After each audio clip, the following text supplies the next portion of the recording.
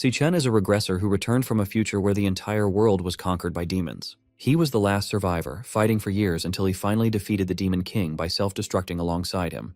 Then, after a blinding light, he wakes up back in the past inside his dorm room. He feels confused and wonders if he has somehow reached the afterlife. But when he looks outside the window and sees people standing there, he slowly starts to realize what happened.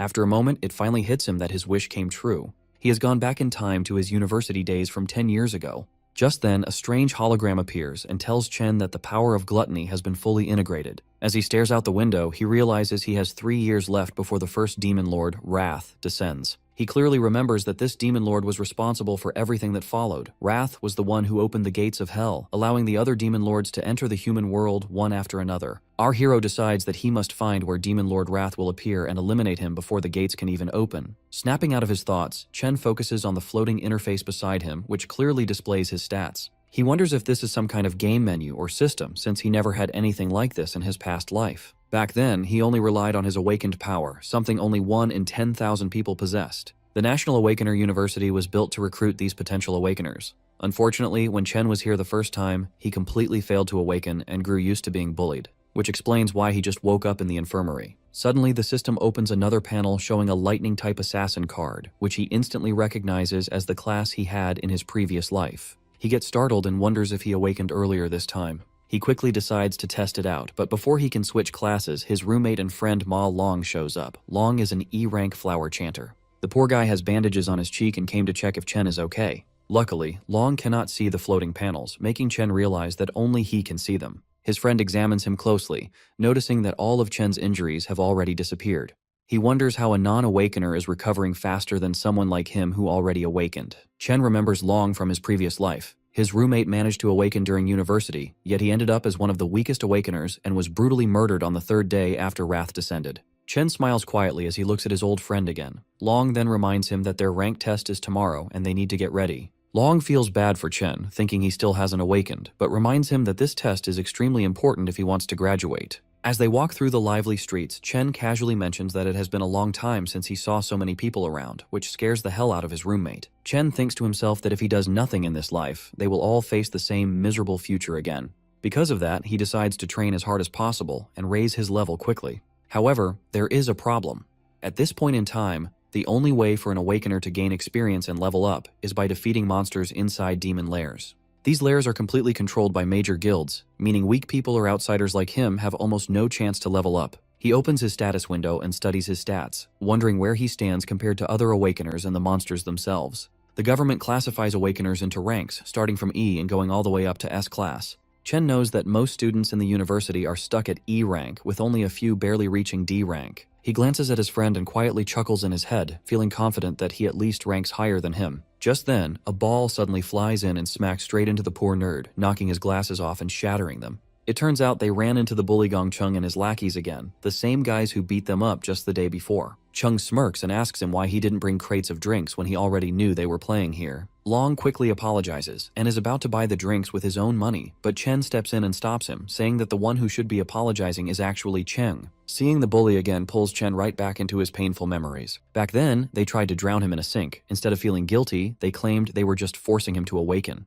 That day, they only stopped when Chen finally passed out. Long rushed to check on him, but the moment Chung heard Chen speak, he came right back to hurt him even more. Snapping out of his memories, Chen makes up his mind to teach these bullies a proper lesson. Hearing Chen speak up, Chung and his lackeys step forward, clearly ready to shut him up for good. Chen looks straight at Cheng, knowing the guy only picks on the weak because his older brother is the student council president. As the bully steps closer, a crowd of students gathers around. They already feel sorry for Chen, expecting him to get beaten up again. When Chung reaches him, he asks what Chen just said. Without backing down, Chen calmly repeats that they need to stop bothering him from now on. Furious, Chung loses his temper and throws a punch straight at him. But this time, Chen simply raises his fist and blocks the attack with ease, even pushing the bully back. Everyone watching is shocked. As far as they know, Chen has not even awakened, yet he just stopped a strong attack like it was nothing. Growing even more angry, Chung rushes in for another attack. Chen calmly prepares himself and switches his class to Electric Assassin. Long stands nearby, completely stunned. Meanwhile, Chung activates his indestructible demon armor and charges forward with a heavy strike. Before he can even get close, Chen dashes in and blasts him away with a lightning-charged punch. The crowd cannot believe their eyes. The so-called weakling just sent the school bully flying with a single punch. Even after taking such a hit, Chung refuses to back down. He shouts at his lackeys to step in and get revenge for him. However, his lackeys are already shaking in fear after seeing what Chen just did. Chung forces himself back to his feet and charges at Chen once again. But once more, he gets beaten down and slammed away without standing a chance. Watching their boss get crushed like this, the lackeys quickly realize they are outmatched and run away. Long, watching all of this unfold, is left speechless. His jaw drops as he struggles to accept that his roommate, who was easily beaten just yesterday, is suddenly this strong. Chen, on the other hand, realizes that just like in his past life, he can switch into his assassin state whenever he wants. Even at level 1, his stats are high enough to handle low-level awakeners. This means his current rank must be at least D class. However, there is still one thing he needs to confirm. Even after defeating someone, the system has not given him a level up. Curious about this, Chen steps forward to finish the bully off completely, causing everyone around to watch in panic. Right at the final moment, the vice president of the student council, Ling Yu, steps in and tells Chen to stop. She reminds him that even though Chung was at fault, this level of beating is already more than enough. She assures him that the bully will not dare to trouble him again. Because of this, Chen finally decides to let him go. As he backs off, Chen wonders why the student council is so eager to step in and save someone like Chung. Even though Chen was just putting on an act and didn't actually plan to kill him, he knows that bullies like Chung need to be punished properly. Otherwise, they will just keep targeting anyone weaker than them again and again. Chen then walks away with his roommate. Watching from a distance, the bullies' lackeys hide and whisper among themselves that they should never provoke Chen again. That night, Long tries to tell their other roommates how Chen awakened as a ridiculously strong lightning assassin, but none of them take his words seriously. Long keeps explaining how their once weak friend managed to beat Chung so badly, but Xiang Zuo, an E-ranked nucleus mage, treats it like a joke. Zuo asks why Chen is still running around training like this if he has really become such a big deal. He argues that a real awakener would not need to rely on basic physical training anymore. Hearing this, the gamer roommate Xiang Yu comments that it sounds like Long must have taken a serious hit to the head. Zuo continues, saying that the 4 of them are placed in this dorm because they are the weakest students at the bottom, and nothing they do will change that. He even claims that he is the strongest among the 4 of them, while Long and Yu are just support chanters. He flexes a little, telling himself there is no way Chen could have actually become a lightning assassin. Feeling more confident than ever, he hopes that he might even rank up during the final test before their graduation tomorrow. At an E-ranked demon lair, the student council president Gong Ting finishes his training session and walks out with Ling Yu.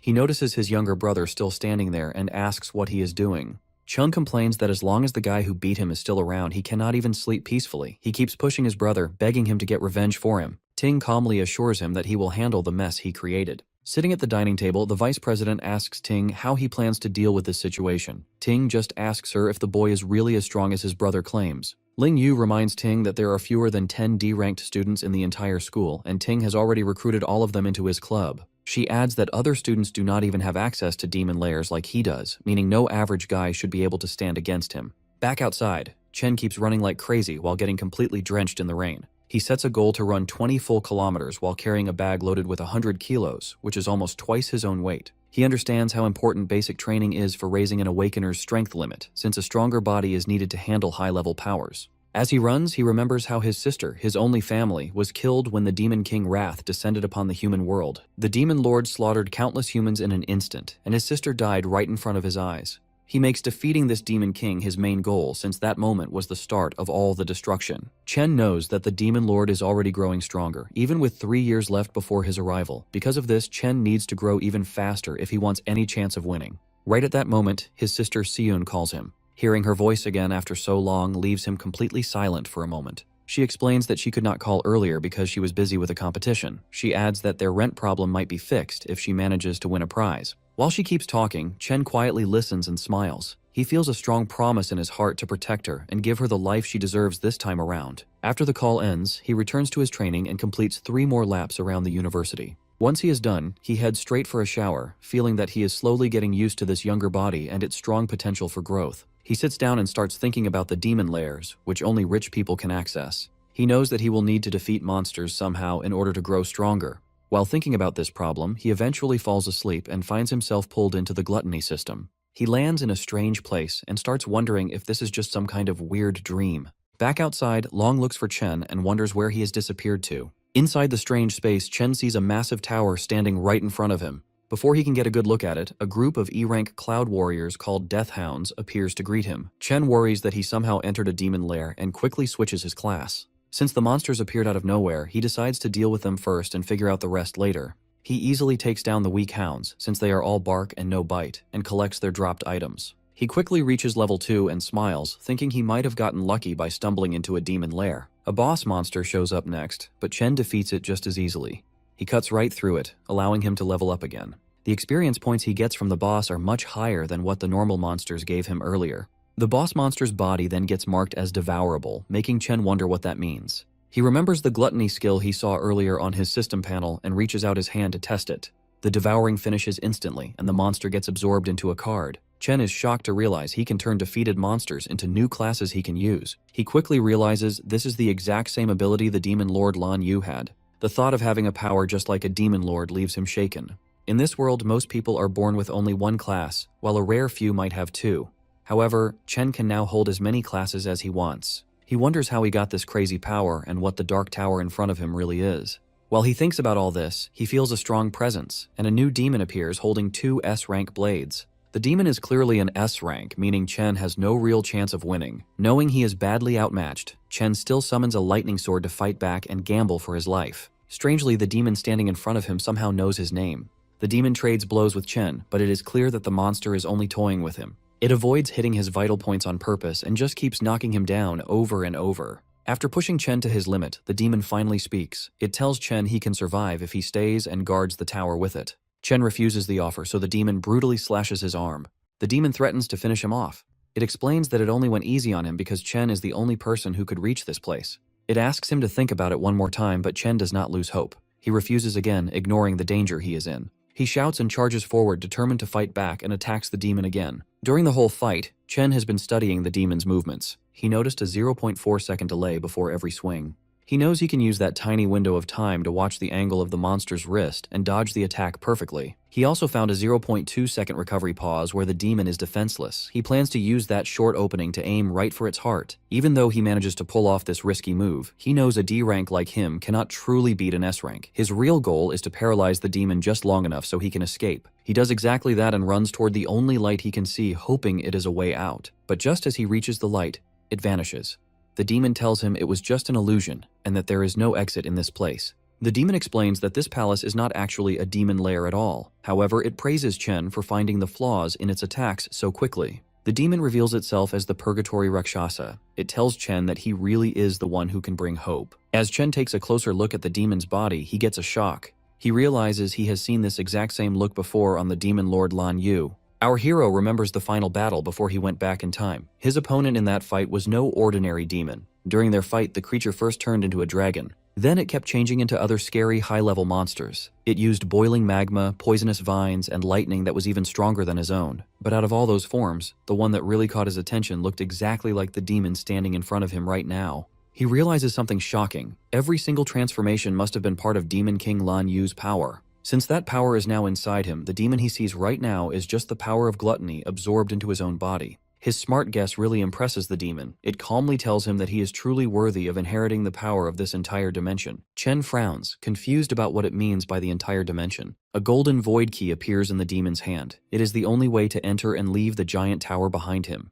The demon explains that Demon King Lan Yu ate countless powerful monsters. Its sacred duty was to guard the tower that traps the strongest ones among them. Now, it decides to give that key to him. Rakshasa wants him to eat those demons, grow stronger, and take over its mission. Confused, Chen asks why a demon would ever help a human. The creature replies that even in the demon world, there are good guys and bad guys. One evil monster killed its whole clan just for fun. Since that day, it has waited for a chance to get revenge on that monster. Now, it believes it has found the right person to grant that wish. It tells our boy that someone was right about him being their best hope for revenge. Chen immediately asks who that person is. The demon just replies that all the answers are waiting inside the tower, speaking in a mysterious tone like an old sage. With its final words, it offers all of its remaining energy to him. In return, the demon tells him that he must become the strongest human on the planet. It will not be easy to eat every single wild beast hiding inside the tower. Each of those smart creatures will be a huge challenge to beat. The demon gives its final warning, saying that only someone with a strong hunger to grow stronger deserves Purgatory Rakshasa's power. That is the drive he needs to kill every demon king in existence. After saying that, the demon's body turns into a burning ball of energy for Chen to absorb. Chen immediately levels up 8 times and gets 2 of Rakshasa's swords. Without hesitation, he accepts the mission, promising to carry out the fallen warrior's final wish. Along with the stat boosts, he unlocks the ability to control gravity and absorb power from dead humans and demons. The next morning, he slowly opens his eyes, waking up inside his dorm like any normal day. He jumps up when a loud voice echoes through the room. His roommates are already getting ready and tell him to hurry up if he wants to get to school on time. When he notices his body is completely fine, he wonders if everything he experienced was just a weird dream. But his updated stats prove that is not the case. Everything he saw was real. After jumping from level 2 to level 10 overnight, he wonders what rank he is now. His roommate begins making fun of him. He mentions how someone was shamelessly praising him the other night, talking about how cool and crazy strong he supposedly became. Ma Long quietly peeks from across the room, pretending he had nothing to do with it. Either way, his roommate challenges him to prove it during the ranking test. That test will decide who is strong enough to keep the title of Dorm King. On the way to school, the self-proclaimed Dorm King proudly tells his friends that every rank is divided into 3 different levels. So even though they are all E ranks, he is at least a proud mid-E rank, placing him above the bottom-tier losers. He walks around acting superior because the gap between each level is supposedly huge. Fired up and way too confident, the guy claims he feels so strong that he must have moved up a level since their last test. Really annoyed, Ma Long tells our boy to stop playing around and go all out to at least get a D rank today. That way, the Dorm King might finally shut up. The boys arrive at school, where everyone is nervously gathered for the ranking ceremony. The bullies walk in like they own the campus, insulting anyone who dares to look at them. Even the Dorm King's confident smile completely disappears the second he sees them. But the bullies also lose their nerve. They immediately start bowing respectfully to Big Brother Chen without hesitation. His roommates slowly begin to realize that maybe everything Ma Long said was not complete nonsense after all. Our boy ignores the bullies and just minds his own business. Another student decides to step in front of him. It is Jian, a student council officer who acts like the school police, and he gives Chen a very polite warning. The student council president personally sent him to punish the guy who dared to hit his precious little brother. All of Chen's friends immediately scatter and hide. They are terrified of Jian, the enforcer who handles all the dirty work for the president. His roommates cannot figure out why this D-rank monster is targeting Chen like this. He steps right into Chen's personal space. The president's loyal follower brags that his great sense of smell lets him judge exactly how strong someone is, and right now, all he smells from him is a weak, pathetic loser. Amused by the insult, our boy fires back without hesitation. Shane completely loses his temper the moment he gets called a dog. Before a fight can actually break out, the overgrown pup's master orders him to stand down so they don't cause a public scene. After doing some digging, he found out that his little brother was the one who started the fight. Getting beaten up was simply the result of picking a fight with someone way out of his league. With that said, the president shoots him a glare sharper than daggers. But our hero isn't intimidated in the slightest. Just then, a professor announces that the rank assessment ceremony is officially starting. He asks all the students to step forward when their names are called. Hearing that, the president tells his lapdog they are leaving. He assumes this was a one-time incident and that Chen won't cause any more problems after being warned. Watching from high above, a man curiously asks the vice president why she is watching the ranking ceremony today. He wonders if a certain rookie has caught her eye. The lady smiles faintly, saying that this year will be quite interesting. Soon, Xiangzhou's name is announced. The Dorm King feels slightly nervous as he steps through the door. The atmosphere completely changes on the other side. The assessment is done one by one inside a special demon lair. In there, a demon heart connected to wires measures an awakener's rank and potential by absorbing their energy. When the awakener releases their full power, the signal transfers back to Earth, revealing their assessment results. The Dorm King's rank turns out to be exactly the same as last time. However, the professor looks confused when his potential score takes longer than expected to show up. Ma Long stares intently at the shifting numbers. After building up all that suspense, Xiangzhou's maximum potential is revealed to be only a C. He walks out looking sad, realizing that all the progress he thought he made was just in his head. His roommates try to comfort him, telling him they are all in the same boat anyway. They are all stuck at E rank, with the potential to reach C rank at best. A few moments later, the president's lapdog walks out proudly. He is still a lower D rank, but he has the potential to reach A rank. Chen's roommates begin to lose hope, since they have already seen nearly 10 students reach D rank. Even the professors are shocked that so many students have reached D rank. It is rare for students without real combat experience to break past E rank. Filled with excitement, they call up the next student.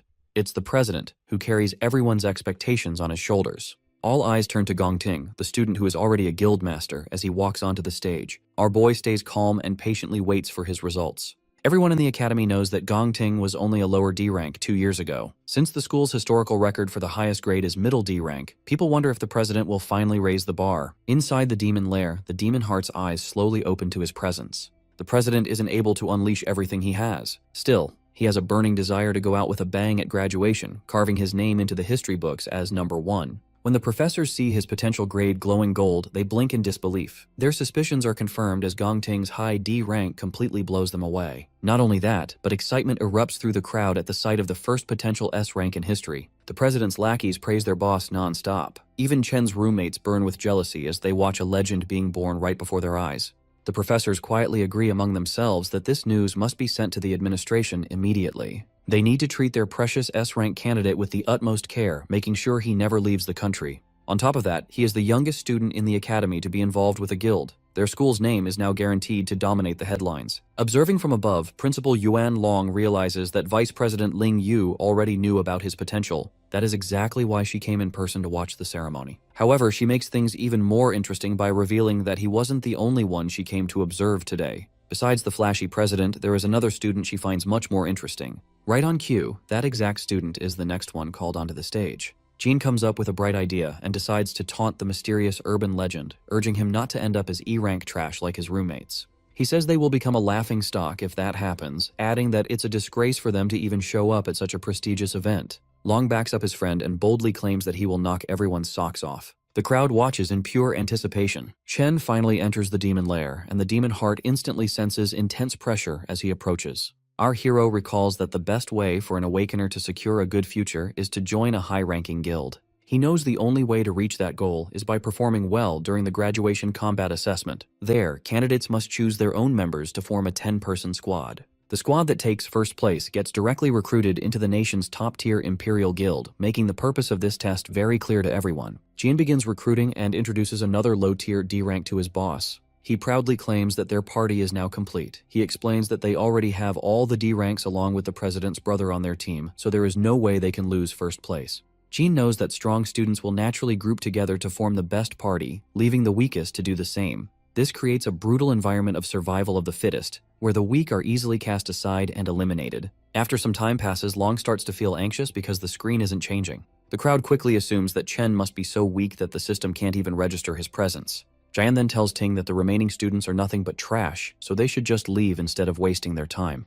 However, right as they get ready to leave, the screen suddenly flickers and displays a high D rank label, sending the entire crowd into chaos. Shock spreads across everyone's faces. The president and the student council also react in disbelief at this unexpected result. Soon, the system detects a strange change in the results. It turns out Chen is using the system to see how his level 10 base stats in his normal physical form translate during the evaluation. After seeing a D rank, he switches his class to the Infernal Death King, which is his weakest devoured class so far. His rank instantly shifts from high D to mid C, completely blowing the crowd away. The council struggles to believe that the machine is still working properly. Even the scientists question the situation, wondering why the results keep changing. They soon start to suspect that the machine might be broken beyond repair. At that exact moment, the demon heart becomes unstable, and the results change strangely once again. Chen notices this and decides to switch to a stronger class, transforming into the Purgatory Rakshasa. The demon heart grows anxious as a violent storm brews outside the demon lair. Jian shouts in confusion, treating the storm like a celestial sign that history is rewriting itself as if their dorm has produced a divine monster. In the very next moment, his potential flickers to S rank, leaving both the scientists and President Ting completely stunned. However, the system suddenly displays a warning. The user's potential exceeds its maximum load and cannot be detected under the current limits. Jian's brain almost shuts down like a blue screen of death, and his soul nearly leaves his body from pure shock. As the system begins to break apart under the overwhelming pressure, the scientists rush forward in a panic, wanting to ensure the student doesn't get hurt. But when they finally arrive, they freeze in disbelief. They find a shriveled raisin sitting where the demon heart once was, since it completely burned out from extreme overuse. It turns out Chen might have scared it a little too much. Still, he ends up devouring it and gains the ability to see anyone's rank, along with receiving warnings about nearby dangers. He walks out of the demon lair and is pleasantly surprised when everyone's rank appears right in front of him. But he quickly notices that the president has hidden his true potential, turning out to be nothing more than a mediocre C rank at best. The scientists walk out awkwardly and inform everyone that the demon heart suffered a heart attack from extreme strain, so they must pause the testing for now. They label Chen's stats as a probable error and announce that a full report will be sent to the higher-ups for review. The remaining students are told to return the next day for their assessment, as a new testing device will be ready by then. On the way back, Chen's roommates hype him up and treat him like an absolute legend after what he just pulled off in front of everyone. Jean clearly can't handle his jealousy. He calls Chen a fraud and demands compensation for breaking the machine and wasting the council's time, acting like a sore loser. Just as Chen reaches his limit and prepares to destroy the guy on the spot, Ting steps in and immediately calls Jian out. The president warns him not to disrespect their teammate, which completely shocks Jian. Ting then extends his hand, inviting the newly revealed powerhouse to join his team. He confidently promises that together they will undoubtedly achieve the highest score in history. Jean starts to panic in the background. He knows someone will have to get kicked off the team to make room for Chen, and this will definitely cause trouble with the brothers. He knows that joining Ting's team practically guarantees first place. Because of this, he wonders what makes Chen so special, especially when other people could not even bribe their way onto the team no matter how hard they tried. Jean swallows his pride and slowly welcomes Chen to the team, placing a hesitant hand on his shoulder. Chen immediately slaps his hand away and says he has zero interest in joining them. This response makes Jian sweat in fear, while Ting just watches the whole thing in silence. Jean snaps at Chen and says he has no clue what he is turning down, reminding him that their team is easily the best in the whole school. Chen turns his back and walks away. He says it has nothing to do with them and calls their group too noisy to deal with. He tells them not to bother him again. Jian boils with anger after being rejected so rudely. The whole school quickly begins to gossip about Chen's refusal. Most students think he plans to take first place all for himself after revealing his C rank. Now, the whole school gets to enjoy the drama unfolding right in front of them. Chen's roommates fully enjoy seeing the humiliated looks on Jian and Ting's faces after such a public and brutal rejection. The president stays calm and tells Jian not to worry if Chen has his own plans. Seeing this, the watching principal sighs in disappointment. He had really hoped the boys would team up. He wanted them to work together to break a new school record. However, Ling points out that things are much more interesting this way. She explains that Ting grew up rich and spoiled, so he will definitely see this refusal as a declaration of war. She reminds the principal that the president is not an easy person to cross once his pride is hurt. Jean keeps complaining, saying Chen only has a big ego because a test error showed he was a C rank. Ting hints that the result might actually be real. He admits that even if it is unlikely, he cannot let anyone take his first place spot. Jian remembers that Chen is likely just a normal student with no real combat experience. On the other hand, the council members are elites who secretly trained inside a demon lair to get strong. He suggests going to teach Chen a lesson for being so rude. Ting cuts him off and asks if he really thinks their president is petty enough to do that. Jin realizes his mistake and apologizes. Ting then cancels their karaoke plans and tells Jian to handle the situation by himself. He coldly adds that whatever Jian chooses to do has nothing to do with him. Chen understands the hidden message right away. Soon after, a spy walks up to Jian. He reports that Chen already left the school to go home for a while. He mentions that Chen left without even stopping to eat, making things very convenient for them. Jin sees this as perfect luck. He gets excited to crush Chen outside the school where no one can step in to help. As Chen crosses the street, he remembers a disaster from his past life. A top guild had tried to clear a demon lair in the St. He country area. Inside that lair, they met a new monster called Wrath. The monster wiped out the entire top team without them even putting up a fight. The monster then escaped into the human world and caused massive damage everywhere. Even though his memory of it is blurry, Chen is determined to find that same demon lair in this life. To start his plan, Chen needs a lot of money. He heads straight to the Mithril Monster Exchange Center. He remembers that this exchange center will become the biggest trading hub in the whole country in the future. In this world, an Awakener's strength is based on the quality of their weapons and gear. The exchange center is the best place to buy and sell these items. However, Chen just sees this place as a quick way to earn some money before tackling his bigger goals. He walks in and shows a few monster fangs to the broker. The broker looks at them closely with clear suspicion. The broker asks how a mere student got these items. Chen calmly says they dropped from a monster he beat earlier. The broker is surprised and claims he has never seen fangs like these before. His assistant steps in and explains that the fangs come from an E-class monster called a Sang-Sin beast. She mentions that these fangs can be used to make an E-grade weapon or ground into powder for other uses. The rude broker cuts her off and drops the fang back on the table. He claims that an E-grade item is pretty much worthless anyway. He brags that their shop is for VIPs only. They only deal with high-status Awakeners and D-grade items or better. He uses this as an excuse for not knowing what the E-grade item was. In his mind, he complains about not getting any rich customers lately. He sees no point in helping a low-tier student since it will not help him get a promotion. He calls Chen a bother and dumps the work on his assistant, Li, before walking away. Li politely hands Chen an envelope of cash. She then asks if he needs help with anything else. Chen checks the envelope to find 18 grand. He decides this is enough to pay his rent for now, without any stress. He then takes out the glowing greatsword he got from the Purgatory Rakshasa. This immediately grabs Li's full attention. Even though she has never seen anything like it, she guesses it must be at least a B-grade or maybe even an A-grade item. The broker walks back over and laughs at her guess. He says A-grade items cost around 1 million. Having worked there for years, he claims he has never even seen an A-grade item in person. Just then, the shop owner walks in. He calmly says that the weapon is neither A-grade nor B-grade. The broker praises his boss's smart judgment. He smugly agrees that a mere student could never own something so valuable. However, the owner explains that the weapon comes from the Purgatory lands. He reveals that it is actually an S-grade item. Both the broker and the assistant freeze in total shock after hearing this. The owner immediately shakes Chen's hand and warmly welcomes him as an honored VIP guest. He invites Chen into the VIP room and tells him to ask for whatever he needs. Chen feels very satisfied. The owner, Qingji, finally showed up just as he planned. Once they settle into the VIP room, the guild boss asks Chen how much he wants to sell the weapon for. Chen immediately answers with 1 million, which surprises the green-haired boss. The boss tells him it could easily sell for tens of millions, since it is extremely valuable. However, Chen explains that he just wants to use the greatsword as collateral for a $1 million loan for a month. This leaves the man even more surprised. He realizes Chen is very smart and wonders who exactly he is.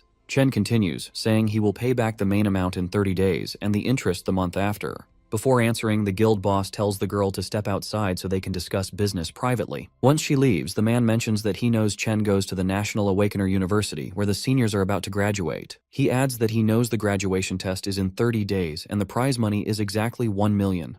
The boss then asks Chen directly if he is completely sure he will get first place in that test. The guild boss figures out that Chen desperately needs money and wouldn't be doing this unless it was his last option. In the end, he offers to lend Chen 1.5 million right away with absolutely no interest. Reaching his hand out, he smiles and says this will be the start of a beautiful friendship. Chen is left speechless by the generous offer. The man reassures him that he won't let a single word leak out from this room. He simply asks that in return, Chen comes to his guild whenever he wants to trade anything else. Chen thinks to himself that this man figured everything out so easily, yet didn't try to scam him. He now understands why the guild boss becomes such a big shot in the future. Chen shakes his hand, realizing that he needs strong allies if he ever wants to defeat the Demon Lord. A few moments later, the contract is signed, and the money is sent to his account instantly. The guild boss then asks if he needs to borrow a weapon for the test, since he just gave his away. Even though the guild doesn't have any S-rank gear, they still have plenty of high-quality A-rank equipment for him to choose from. Chen tells him not to worry. He then simply summons the other greatsword he got earlier, leaving the guild members completely blown away. With that, Chen takes his leave. Right after, the guild boss promotes the pink-haired girl to supervisor for bringing in such a high-level client. Before fully leaving, Chen realizes he forgot to buy something and turns back toward the counter. A few hours later, Chen is waiting at a bus stop. He remembers how, in his past life, he struggled a lot to reach the top, and people treated him like trash. He worked endless shifts just to make ends meet, and he and his sister had to live like they were almost homeless to survive each month. His sister, Yuan, managed to get into her dream university back then, but she gave it up, claiming the campus was too far from her brother. But in reality, she was just afraid of putting a heavier financial burden on him. Back in the present, he wonders why she hasn't shown up yet and starts looking around. Just then, a voice calls out, calling him stupid for searching near the entrance instead of the exit. It's Yuan. Pulling along her huge suitcase, she tells him they are broke again because the rent drained all their money. However, Chen just stands there in complete shock, since it has been 7 years since he last saw her. She tells him to help her with her bags. Getting no response, she waves her hand in front of his face, trying to snap him out of it. At that moment, Chen suddenly rushes forward and hugs her tightly, catching her by surprise. After a few awkward moments, she pokes his sides to break free from his grip, scolding him for nearly suffocating her. She tells him he has been acting pretty weird lately and wonders if his crush finally rejected him, but he just brushes it off. The two start walking together while she continues to talk about her exams. Even so, Chen is more than happy to listen to everything, promising himself that he will never let anything bad happen to her in this life. Elsewhere in a dark alleyway, a few thugs are waiting around. After confirming that Chen will pass through the area, their leader Jian tells his men to stay low until their target shows up so they can ambush him together. With a crazy smile on his face, he tells himself that he will definitely punish Chen for what he did. One of the thugs asks if they will get in trouble if the situation escalates. The Cloud Assassin replies that he initially just wanted to teach the guy a lesson, but his recent encounter really made him mad. Recalling how Chen humiliated him, he tells his goons to leave some of the fun for him, swearing to teach our hero a lesson he won't forget. Jean brags about being the best Cloud Assassin around, drooling as he imagines the look of despair on his target's face. As Chen and his sister walk together, Yun points out that he has been acting strange lately and wonders if the exams are stressing him out. She quickly plays it off, teasing that a weakling like him shouldn't overthink things. She reminds him of his own advice, to keep going no matter what and leave the rest to fate. Trying to lift his spirits, she starts singing a motivational song as they enter an alley. Chen is pleasantly surprised that she noticed his change in mood so easily, though he realizes she still doesn't know about his awakened powers and newfound wealth. When he confidently replies that he is fine, she wonders if it's just his male pride talking. Yun shakes her head, thinking to herself that her brother is finally becoming a man. Trailing behind them, one of the thugs tells Jian that their target is with a girl. This makes Jian extremely excited, knowing the alley has no cameras and they won't get caught. However, Chen instantly senses their evil intentions and realizes it's the same scumbags from the student council. Taking out some wireless earbuds, he places them in his sister's ears. He tells her to listen to a song he recently started enjoying. This catches her off guard since he rarely listens to music, but she goes along with it to understand him better. Chen then turns around, staring daggers at the scumbags as they slowly advance. With the music playing in Yun's ears, the thugs rush forward and the fight begins. Chen immediately switches to his lightning class. He thinks about how it has been 7 years since he lost his sister, and he just got her back. Filled with anger, he wonders where these guys got the nerve to attack them, dashing forward like a bolt of lightning. He kicks the first thug so hard that he goes flying, causing the others to break a sweat. Chen charges his fist and punches 3 of them in a row, finishing off the 4th with a brutal knee strike. One brave goon tries to attack, but Chen simply grabs his hand. Without any effort, he breaks it like a piece of dry spaghetti.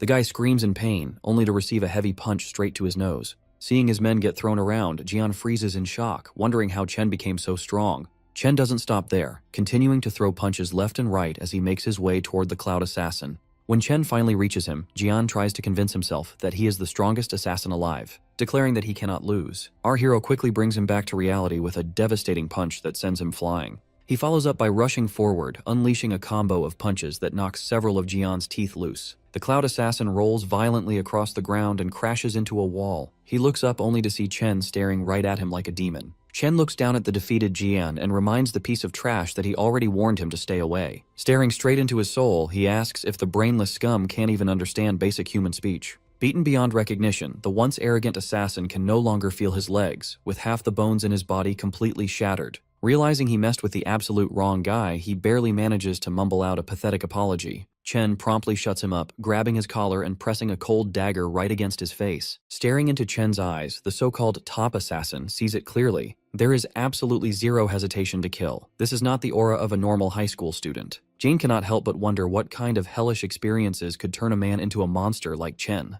Dripping with cold malice, Chen tells the broken boy to remember his words carefully if he wants to avoid a repeat of this nightmare. He won't hesitate to tear them apart if they ever try anything stupid again. Delivering his final warning, he adds one last chilling condition for emphasis. If they so much as step within a mile of his sister, he will gladly hunt down and erase everyone close to them, one by one. With his message delivered, he drops the dagger and casually walks back to Yuni's side before the background song even finishes playing. Meanwhile, his sister is completely overwhelmed with emotion, moved to tears by the painfully sad and lonely lyrics of the track. She cries, heartbroken and confused over what her brother must have endured to change so drastically over the years. She even wonders if her support back then was simply not enough. Wiping her tears, she spins around, determined to give him a proper scolding. But she freezes mid-sentence the instant she spots the gift in his hand. The shiny, gold-plated pen she has always dreamed of owning is sitting right in front of her eyes. Yun flushes bright red with overwhelming excitement. She can hardly believe her brother actually bought her the newest holographic magic pen, an item that costs more than their entire monthly rent.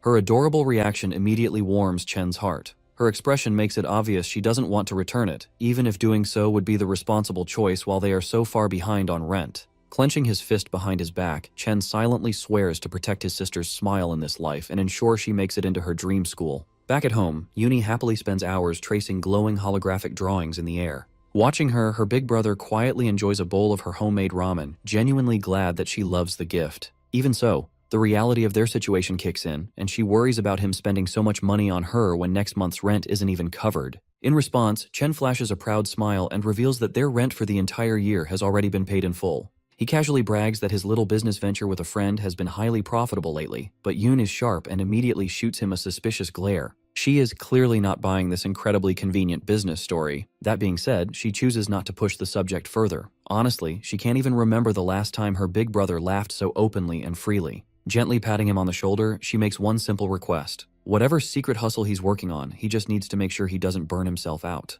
Meanwhile, at a quiet aquarium, Student Council President Ting shares some shocking news with his cousin. The city's best doctors have declared that their top assassin is critically injured beyond recovery. Over half the bones in his body are shattered beyond repair. The fact that he fought Chen was already unexpected, but the horrifying state of his body post-battle is absolutely staggering. His cousin reacts with chilling indifference.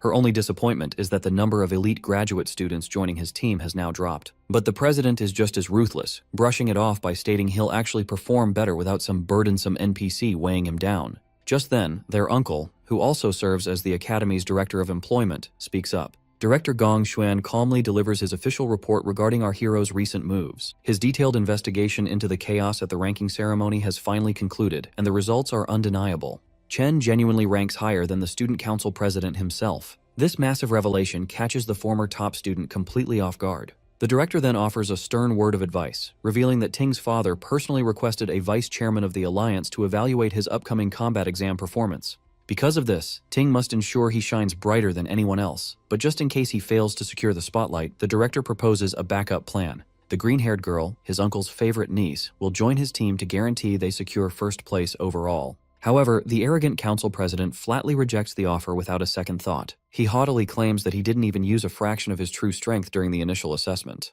Supremely confident in his overwhelming superiority, President Ting assures them he will dominate the entire academy on his own. Back at the academy dorms, our boy Chen washes off after finishing a grueling daily 100-mile run with a heavily weighted backpack. He is completely locked in on one single goal, winning the $1 million prize in the upcoming graduation exam. This prize is his only real shot at fulfilling his deal with the Mithril Guild's Qingji and establishing a lucrative, mutually beneficial trade relationship. With only a few weeks left until the big exam, he lies down in bed, not to rest, but to continue his relentless grind even in his sleep. Transporting his consciousness into his demonic lair, he finds Demon King Lun Yu's enormous void tower looming before him. Without a hint of hesitation, he marches up the long, imposing staircase leading to its entrance. Previously, his first assessment using the Gravehound King class reached a respectable mid-C rank. On the other hand, the sheer, overwhelming strength of his Abyssal Fiend class completely overloaded the Academy's rating system. Even the Demon Heart itself was utterly incapable of properly classifying its true potential. Because of this, the only way to accurately evaluate his remaining classes becomes painfully obvious. He must unlock the Void Tower and test their raw, destructive power directly on the battlefield. Stepping inside, Chen is curious about what kind of brutal, nightmarish challenge the tower will throw his way. But the moment he sees what waits for him inside, his eyes widen in pure shock. He gets transported to a strange dimension, standing on top of a massive white planet floating in space. The moment he takes his first step, he drops to one knee, barely able to keep his body upright. In the Fallen Star Wastes, the gravity is 10 times stronger than on Earth, and Chen feels the crushing pressure deep in his bones. Behind him, the tower entrance vanishes. He knows this means he has to defeat the boss to reopen the exit, so he needs to adapt quickly before any monsters can ambush him. However, a phantom lion prowling nearby isn't going to give him that chance. Left with no other choice, Chen instantly switches to his lightning class.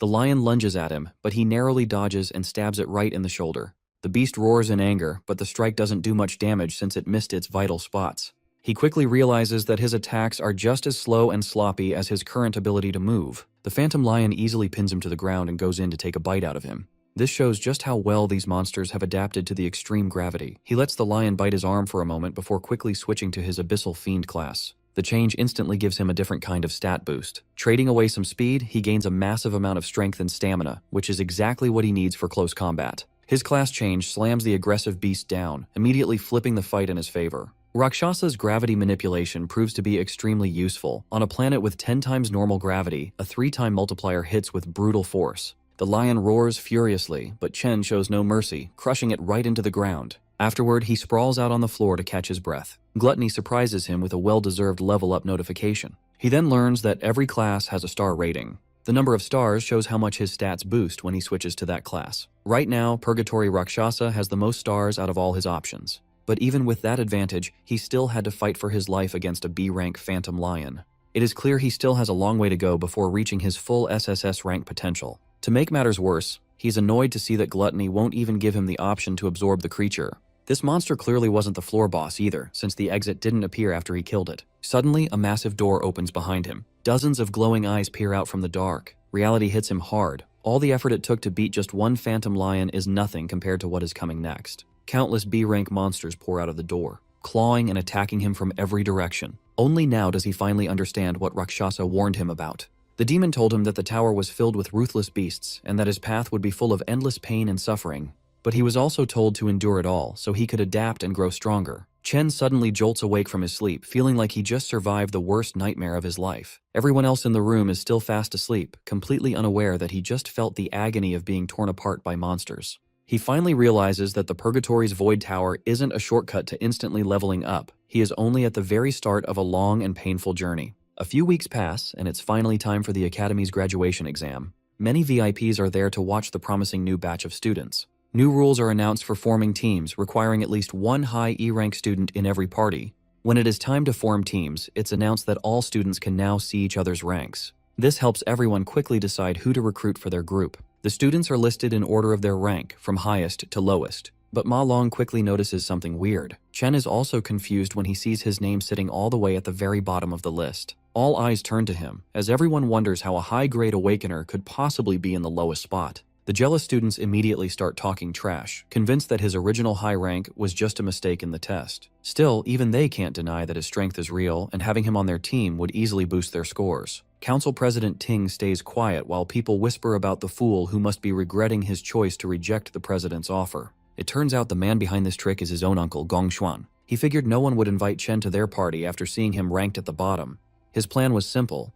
If Chen can't even qualify, he won't get a chance to beat the president's team. A few hours earlier, the entire classroom practically begs President Ting to let them join his team. They try their best to flatter him, but Chung shuts them down, saying they can only add one more person. Now, all the other students have formed their own teams, leaving only the weakest dorm behind. Long says they tried asking everyone, but no one wants to join them. Since they only have 4 people right now, they cannot take part in the graduation test. He complains that it is very suspicious that Chen's score was dropped to the lowest rank, making him unfit to even take part. Since the rules require at least one high-level E rank, it feels like their group was targeted on purpose. The graduation test is the only way students can show their talent and get scouted by top guilds. In the final test, the number of participants decides how many monsters the group will face, so having more people is not an advantage. That is why no one wants anything to do with the weak students, as they would only be an extra burden. To make things worse, the 3 lowest-ranked students are all from the same dorm, leaving them completely isolated. A student calls out to Zuo and tells him they are only missing one person. The guy tries to manipulate him, saying he surely does not want to fail the graduation test by teaming up with his weak dorm mates. Chen realizes that if this keeps going, there is a high chance they will all be left out and will not even get to compete. However, the dorm king rejects the offer and says he will never abandon his roommates. The other group leaves in anger, but he still warns them not to underestimate others. Checking the student list, Long announces that almost everyone has already formed their teams. They only need one more person, but no one is willing to join them. Chen stares at the director and realizes the man shares the same last name as the student council president. He notices these dirty tricks. Chen wonders if Gong Xuan really thinks he is that big of a threat. Not losing hope, he declares that he will definitely take part in the tournament and activates his lightning power. Since the others are showing their hate so openly, he tells himself he does not need to hold back either. Releasing his energy, he steps forward while the officials in charge are surprised by his sudden display of power. Even his dorm mates start to wonder what is going on. Chen recalls that all Awakener schools have a special rule. To create a competitive space, students can challenge anyone at any time. Even though it might look like showing off, this is a way to display strength and get recognized. In situations like this, many people would refuse to fight in the first place. However, he knows the student council president will not back down. As long as he defeats the blonde guy, everyone will want to team up with him. A girl appears at the door and calls out to Chen, asking if he still needs someone on his team. She adds that she also wants to take part in this year's graduation test. The vice president points out that she reached D rank back in middle school, so she will not disappoint him. His dorm mates go crazy, wondering how he managed to get such a beautiful girl on his side. Chung and Ting both look confused about what is happening, while the director nearly chokes on his water. The students start gossiping and wonder why an exchange student wants to join the worst-ranked team in the test. No one really knows who she is, but there is a rumor that she comes from the Saint Kingdom. The director gets very angry and tells her that exchange students cannot take part in the school's graduation test. He goes on to say that Ling never took any rank tests here, nor did she prove her rank, which goes against all the rules. The principal suddenly appears and says that the director is right. Gong Xuan is shocked when he sees the old man. The principal then asks why Ling wants to join the test, since she will only stay at the school for a short time. Chen is caught off guard and wonders how the principal suddenly teleported, since he is a warrior class. The old man explains that it would not be fair to others if she joins the test, and she simply plays along. Chen starts sweating when he realizes that he cannot even tell what rank these two are. The director finally gathers the courage to speak up and supports the principal, saying a school cannot function without rules. The principal then changes his tone and explains that the goal of the school is to provide a learning space for awakeners so they can achieve great things in life. Even though the graduation test is a tradition, it is also one of the most important moments in a student's life. He asks how the school will make up for the loss if a student cannot take part due to sudden rule changes. The director starts sweating heavily and wonders if he has finally been exposed. He begins to question if the principal is doing all of this just for Chen. Realizing it is not worth the trouble, the director decides to back down. He tells himself that since the strongest students have already formed a team, they should easily win the test anyway. The director bows to the principal and apologizes, admitting they overlooked how this system could stop some students from getting a chance to grow. He then announces that to ensure fairness, even lower-ranked teams and groups with less than 5 members can now participate. The 4 dorm mates finally form their team and celebrate that they can take part in the graduation test. Sitting in the back, the principal tells Ling that she seems a little too interested in Chen. On one side of the test, the student council president leads the team of the strongest players. On the other side, Chen leads the 3 weakest players. This makes the old man very curious about which cave they will choose and how many points they will score in the end. The official then announces that all captains can now choose which devil cave to enter. His tablet dings, catching him off guard because one captain has already made a choice. Everyone is shocked when they see which cave Chen selected. His dorm mates also panic and tell him to quickly change his mind, asking if he understands what he just did. However, Chen remains silent as he continues to stare at the screen. During the graduation test, teams of students enter a devil's cave and earn points by defeating monsters. Defeating monster lords and clearing the dungeon quickly gives separate points.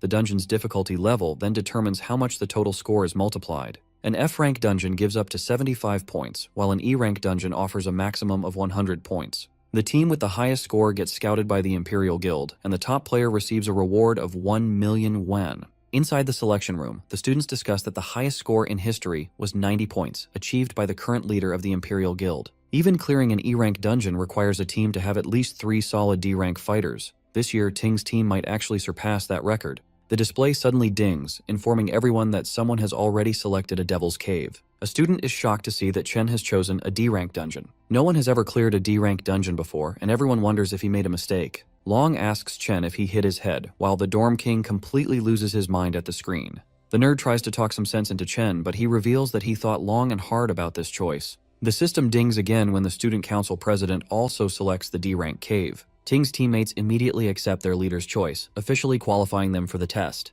The classroom goes wild at the announcement, though Ting's group tries to act nonchalant. A blonde goth girl roasts Chen for trying to act tough, assuming he just wants attention. A bald student adds that Chen's weak teammates will never agree to this, and the team will fall apart. Long studies Chen's face and realizes he is completely serious. He wonders when his friend became so bold and how much he has changed. Making up his mind, the nerd presses the confirm button, deciding to trust his friend. Yo also hits the green button, feeling like he has nothing to lose. The dorm king gets annoyed that the others made their choice before him, so he presses the button too. With that, the system officially qualifies their team for the test. Looking at his dorm mates, Chen apologizes and explains he chose this dungeon to become the top scorer. He knows he is dragging them into his own dream, but he reassures them they will reach the top together. Hearing his words, the president stands up and declares that the top spot belongs to him alone. Chen turns around and faces him directly. Ting releases an intimidating aura, stating that there can only be one strongest student in the school. Standing in the back, Ling is surprised as this is the first time she has seen such strong emotions from Ting.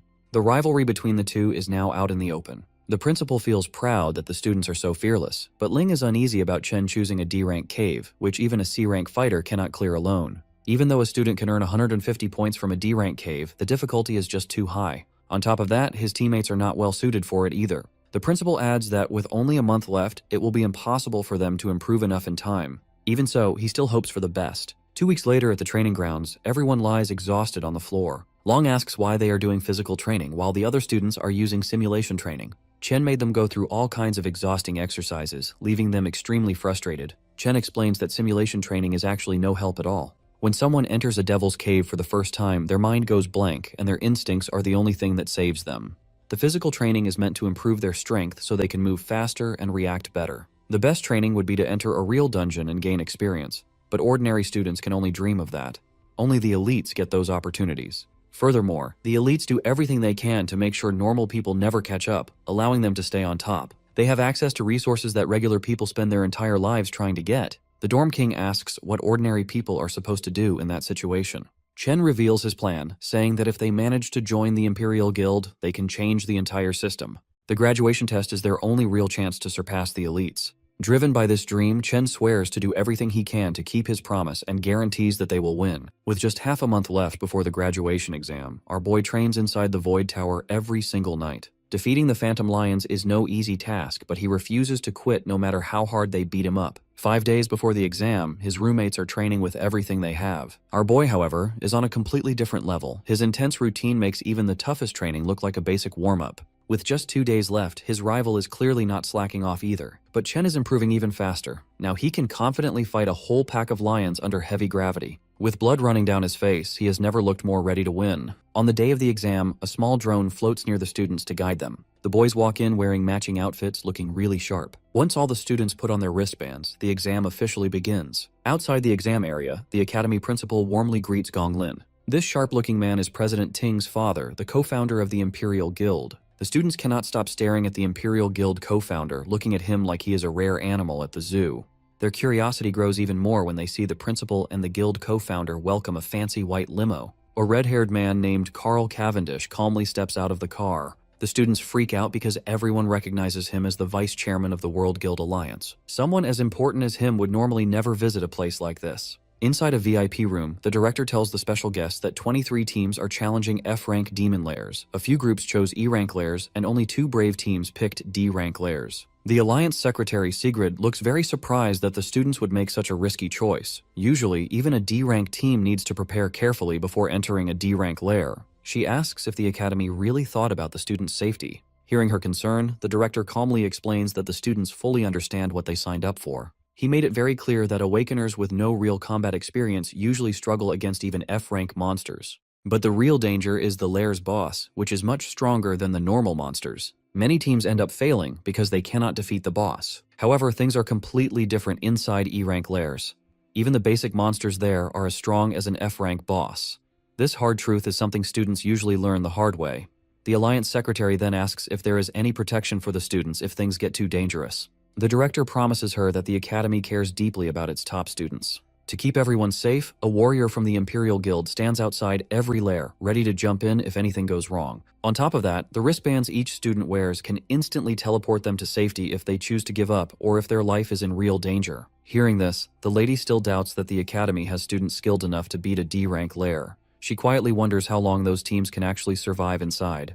The director, however, is sure that the young E-rank students will probably come running out in tears. Inside the D-rank dungeon filled with giant frozen trees, Chen's teammates are clearly terrified. Anyone would be scared after seeing those nightmare creatures, which look like a mix between weird bats and monkeys. Chen quickly warns his team that these monsters dive at their targets in the blink of an eye, so they need to stay on high alert. Suddenly, a group of the ghost monkey bats flies straight down at them. Surprisingly, all the boys manage to clumsily dodge the monster's super fast attacks. While they are still excited about dodging a D-rank creature's attack, something even crazier catches their attention. Our boy stands there calmly with a lightning sword in his hand, surrounded by dead monsters lying at his feet. He tells his team to focus on saving themselves first since they aren't strong enough yet, leaving the rest to him. Suddenly, another ghost monkey bat lunges at them with incredible speed, but they barely manage to dodge it in time. Songzu realizes that Chen had actually been pushing them to train their reflexes and speed so they could survive against monsters like this. Ju grits his teeth. He had been calling himself the Dorm King all this time, but now he has no choice but to rely on his random roommate. Meanwhile, Chen completely wipes out the remaining ghost monkeys. They dive toward him in waves, but he slices them down before they even know what hit them. The Dorm King mutters to himself that he always heard about Chen's strength from Ma Long, but this is the first time he's seeing it for himself. To him, Chen doesn't look like a normal student at all, but more like a battle-hardened soldier. As the fight continues, the Dorm King feels a bit of jealousy creeping in over Chen's rising reputation. Out of nowhere, another monster appears behind the group, and Ju barely manages to block its strike. He grabs the creature's leg with his flaming hands and yells at his teammates to stop acting like dead weight and get it together. After all, Chen isn't the only one whose graduation is on the line. The others stare at him, surprised by his sudden determination. Inspired by the Dorm King's stubborn will, Shangzu casts his Vine Lock spell, successfully tying up the monster. But to his shock, the creature breaks free almost instantly, kicking Zhu in the process. Long casts his Frostbite Breeze spell, which only slows the monster down a little, so they decide to combine their attacks. Working together, they manage to hold the creature down briefly and shout for the Dorm King to take the shot. He charges up an explosive flame bullet and lands a direct hit. But the attack barely does any damage, only leaving behind a few burnt hairs. He fires several more flame bullets at the monster, but nothing seems to put it down. Shangzhou and Long are already pushed to their limits. The Dorm King decides he can't afford to hold back anymore. He gathers all his strength and unleashes a massive flame attack straight at the monster, triggering a huge explosion. When the smoke clears, only a charred skeleton remains. The drone announces that they have successfully killed a D-class ghost monkey bat. The 3 of them collapse onto the ground, completely drained. They are thrilled that they actually managed to defeat a D-class monster on their own. Chen walks over, slightly surprised, and they immediately ask if he saw them take it down. The monster leaves behind a single finger bone as loot, and Zuo tries to act tough, casually claiming that killing it was a piece of cake. Chen congratulates them anyway. Soon after, the drone announces that all the monsters inside the Devil's Cave have been cleared. Watching the live feed, Director Gong nearly loses his mind. He can't believe these supposedly weak students with zero real combat experience defeated a D-level threat. The rest of the staff just stay completely silent. At the same time, Vice Chairman Cavendish's assistant calmly praises Chen for his outstanding performance. He thinks to himself that Chen's aura reminds him a lot of an old friend. The vice chairman mentions Chen's name and decides to remember him, which instantly worries President Ting's father and the director. To keep the focus away from Chen, the director quickly points everyone's attention toward the student council team inside the other D-rank cave. He points out that the team has already reached the middle section. The chairman's aide praises their teamwork, comparing their skills to a professional guild raid team. Chairman Carl smiles at this and says that the graduates this year are truly impressive compared to past classes. Director Gong whispers to himself that the real battle is just starting and the best part has yet to be seen. Inside the D-rank Toxic Vine Cavern, the president's party is attacked by poisonous mushroom monsters popping up from all directions. A girl plays her guitar to cast a decay spell, while a star mage groups the mushrooms together using his attraction ability to set up a combo attack. He calls out to the captain, and the president charges in with his sword, ready to finish the monsters off in style.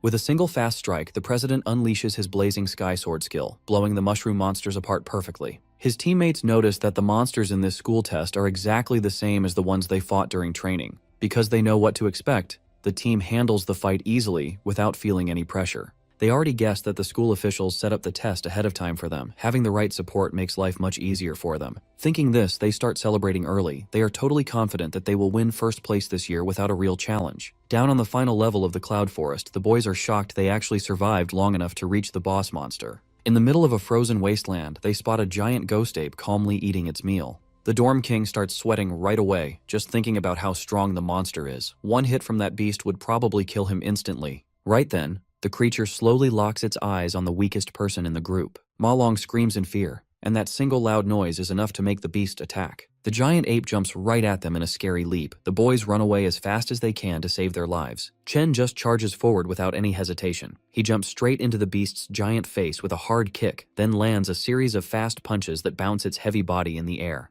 He ends the fight by completely ripping the monster apart into pieces. Seeing this brutal fight leaves his friends completely shocked. Even after winning, Chen feels annoyed because these D-rank monsters are not giving him enough experience points.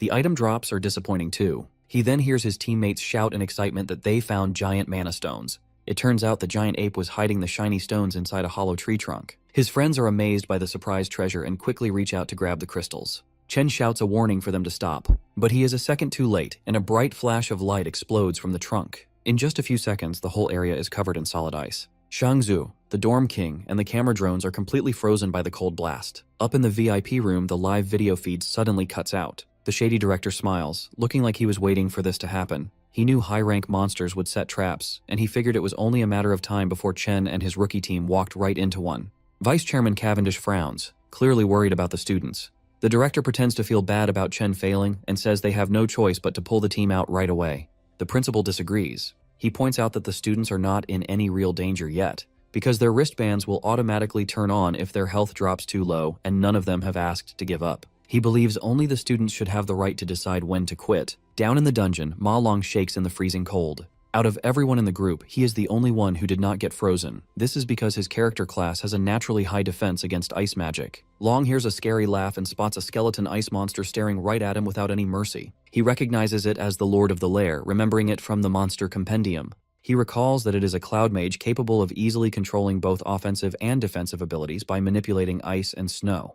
He also remembers that this creature, known as the Bone King of Remains, enjoys killing its prey through prolonged torture. Realizing the ice bomb was just a trap, he turns and runs without hesitation. Long knows perfectly well that he can't handle a C-class Lord monster on his own. He rushes toward Chen to free him, but an ice attack strikes his leg before he can reach his friend. The Bone King laughs at his misery, while Long's bracelet sends out a warning that his leg has been completely pierced. The device offers him the option to abandon the exam, but Long refuses to give up. He still tries to thaw Chen out before they lose their only advantage. Suddenly, another ice shard shoots through his arm, stopping him from freeing Chen despite his desperate efforts. The Bone King enjoys watching Long endure unbearable pain, and his bracelet issues another warning about severe damage. It detects that his arm has also been pierced and notes his dangerously high heart rate, offering him the option to quit the exam once again. Instead of giving up, Long thinks back on his past. Throughout his life, he always ran away from his problems the moment things got hard, a habit that left him behind every single time. He remembers how people ignored, bullied, and laughed at him.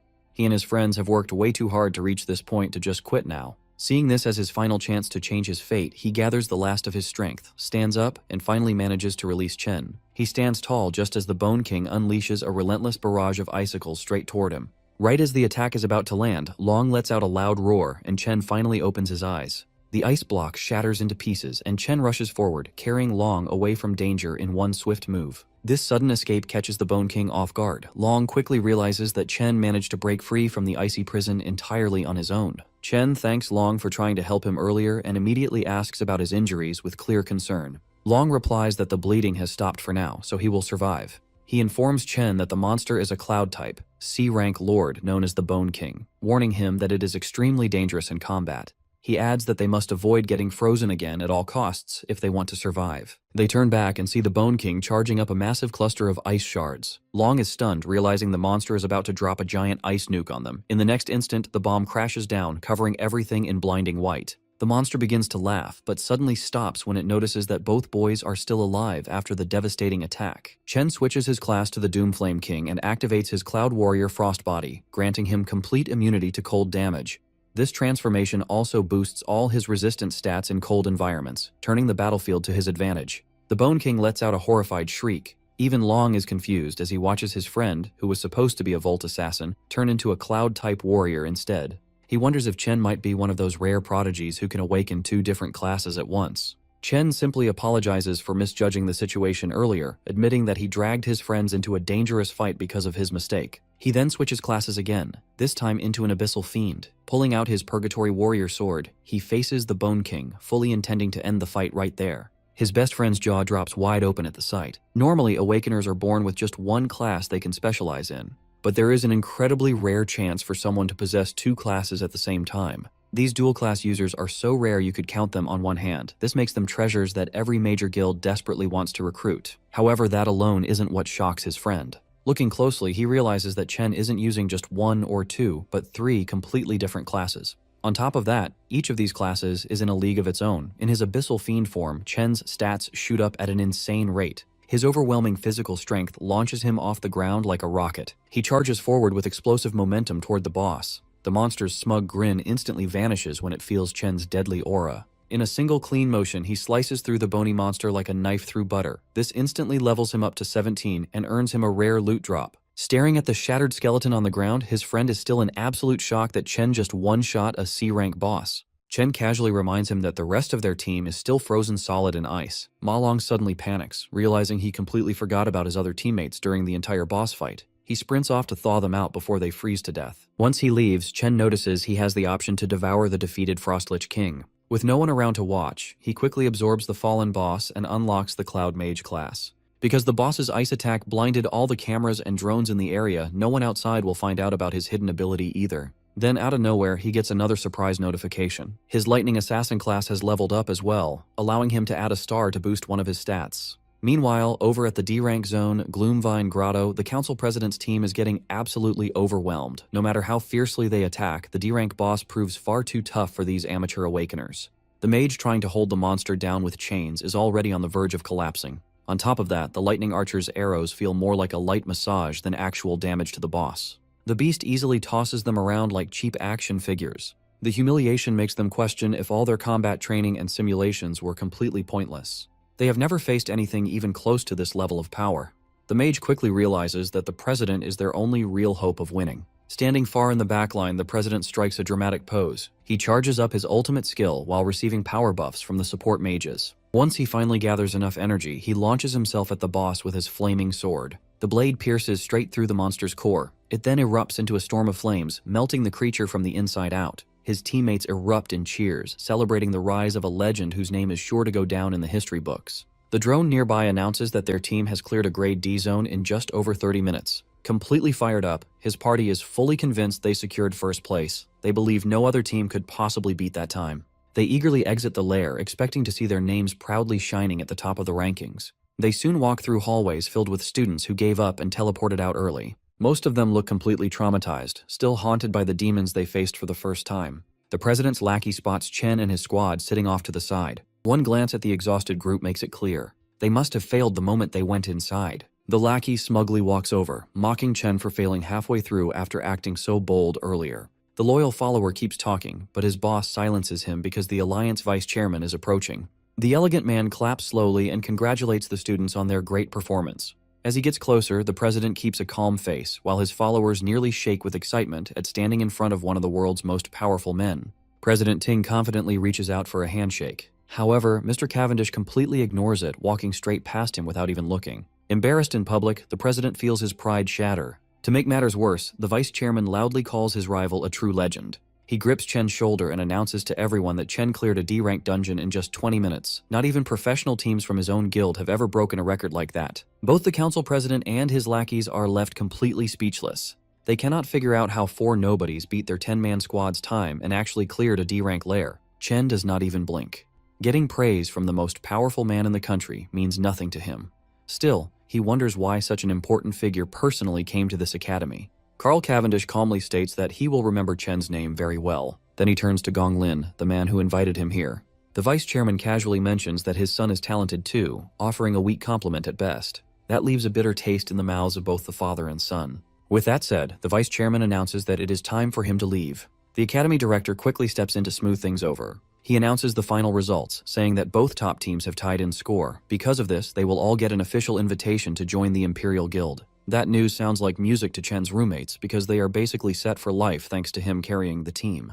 President Ting's lackeys celebrate too, but Ting himself is far from happy with this result. The director then adds that the captains will get management roles in the guild for their leadership and the $1 million cash prize will be split evenly between them. Hearing that, both team leaders are visibly surprised. Chen quietly worries that $500,000 will not be enough to pay off his debt. He needs to find another way to earn the rest of the money and keep his promise to the Mithril Exchange Guild. But that worry might not matter because President Ting openly refuses to accept a tie. He boldly declares that a one-on-one duel will decide the true winner, as there can only be one champion. This sudden challenge is so shocking that it catches the attention of the director and even the vice chairman. Alarmed by his nephew's reckless move, the director urgently tries to talk him into accepting the tie. The older man explains that a tie is the best possible result, especially after his earlier embarrassment. The director assumes Chen will reject the pointless duel, but Chen immediately accepts the challenge on one condition: the winner takes the entire $1 million prize. This unexpected twist is interesting enough to make the vice chairman pause and cancel his departure. With that settled, Chen steps forward to face him directly, ready to settle the score once and for all. Sometime later, Qingzhi tells Si Chen he expected him to take first place, but getting a perfect score was beyond his expectations. Seeing Si Chen all over the news, Qingzhi feels his financial support was a wise choice. He offers to cancel Si Chen's $1.5 million debt, calling it an angel investment in his future. Unwilling to accept handouts, Si Chen firmly states that a debt is a debt and must be repaid in full. Si Chen announces he came to discuss 2 things, which immediately catches Qingzhi's interest. First, Si Chen requests a 1-week extension on his repayment deadline. Because the graduation test ended in a tie, his prize money fell short by $500,000. He reveals his plan to get the rest of the funds, a one-on-one tiebreaker against the other champion, Gong Ting. The duel will happen next week inside a wild devil's cave outside the school. Qingzhi is shocked by this reckless idea, questioning why 2 students would enter a wild dungeon. He warns Si Chen that it is too dangerous without professional training. Unfazed, Si Chen tells him not to worry and promises to win the remaining $500,000. To make up for the extension, Si Chen promises to hand over all the monster materials he gathers from the cave as interest. Seeing Si Chen's lack of fear and clear focus on his debt, Qingzhi sweats in disbelief. He admits to himself that the young man is truly special. Si Chen casually adds that there is a second, more important reason for his visit. With a serious face, Si Chen bluntly states his final piece of news. Whatever he reveals leaves Qingzhi completely shocked, his mouth dropping open in disbelief. Speechless, Qingzhi stands up and stares at Si Chen in stunned silence. Later that afternoon at Qingshui Middle School, Si Chen's younger sister, Si Yun, celebrates the end of her final exams while her classmates complain about the difficult test. Checking her phone, she happily notes the start of her summer vacation. She suddenly remembers that today is also a big day for her brother, his graduation assessment. She looks at her phone's lock screen, which shows a cheerful selfie of her and Si Chen. 4 years ago, an excited Si Chen burst into the room with his admission letter from the National Awakener University, thrilled that he had elemental potential. A younger Si Yun excitedly asked if he was going to become an awakener like their parents. Full of hope, Si Chen promised to join a top guild, make money, and give her a better life. He also believed that gaining power would let him find the truth behind their parents' disappearance. Si Yun cheered him on, confident her brother would become a strong awakener. In a more recent memory, a sad Si Chen sat at his desk. He worried that he was already a senior and still hadn't awakened his powers, while Si Yun watched him. Noticing her worry, he quickly tried to hide his sadness. Forcing a smile, he told her everything was fine and he just needed to work harder. Si-yoon reflects on her brother's journey.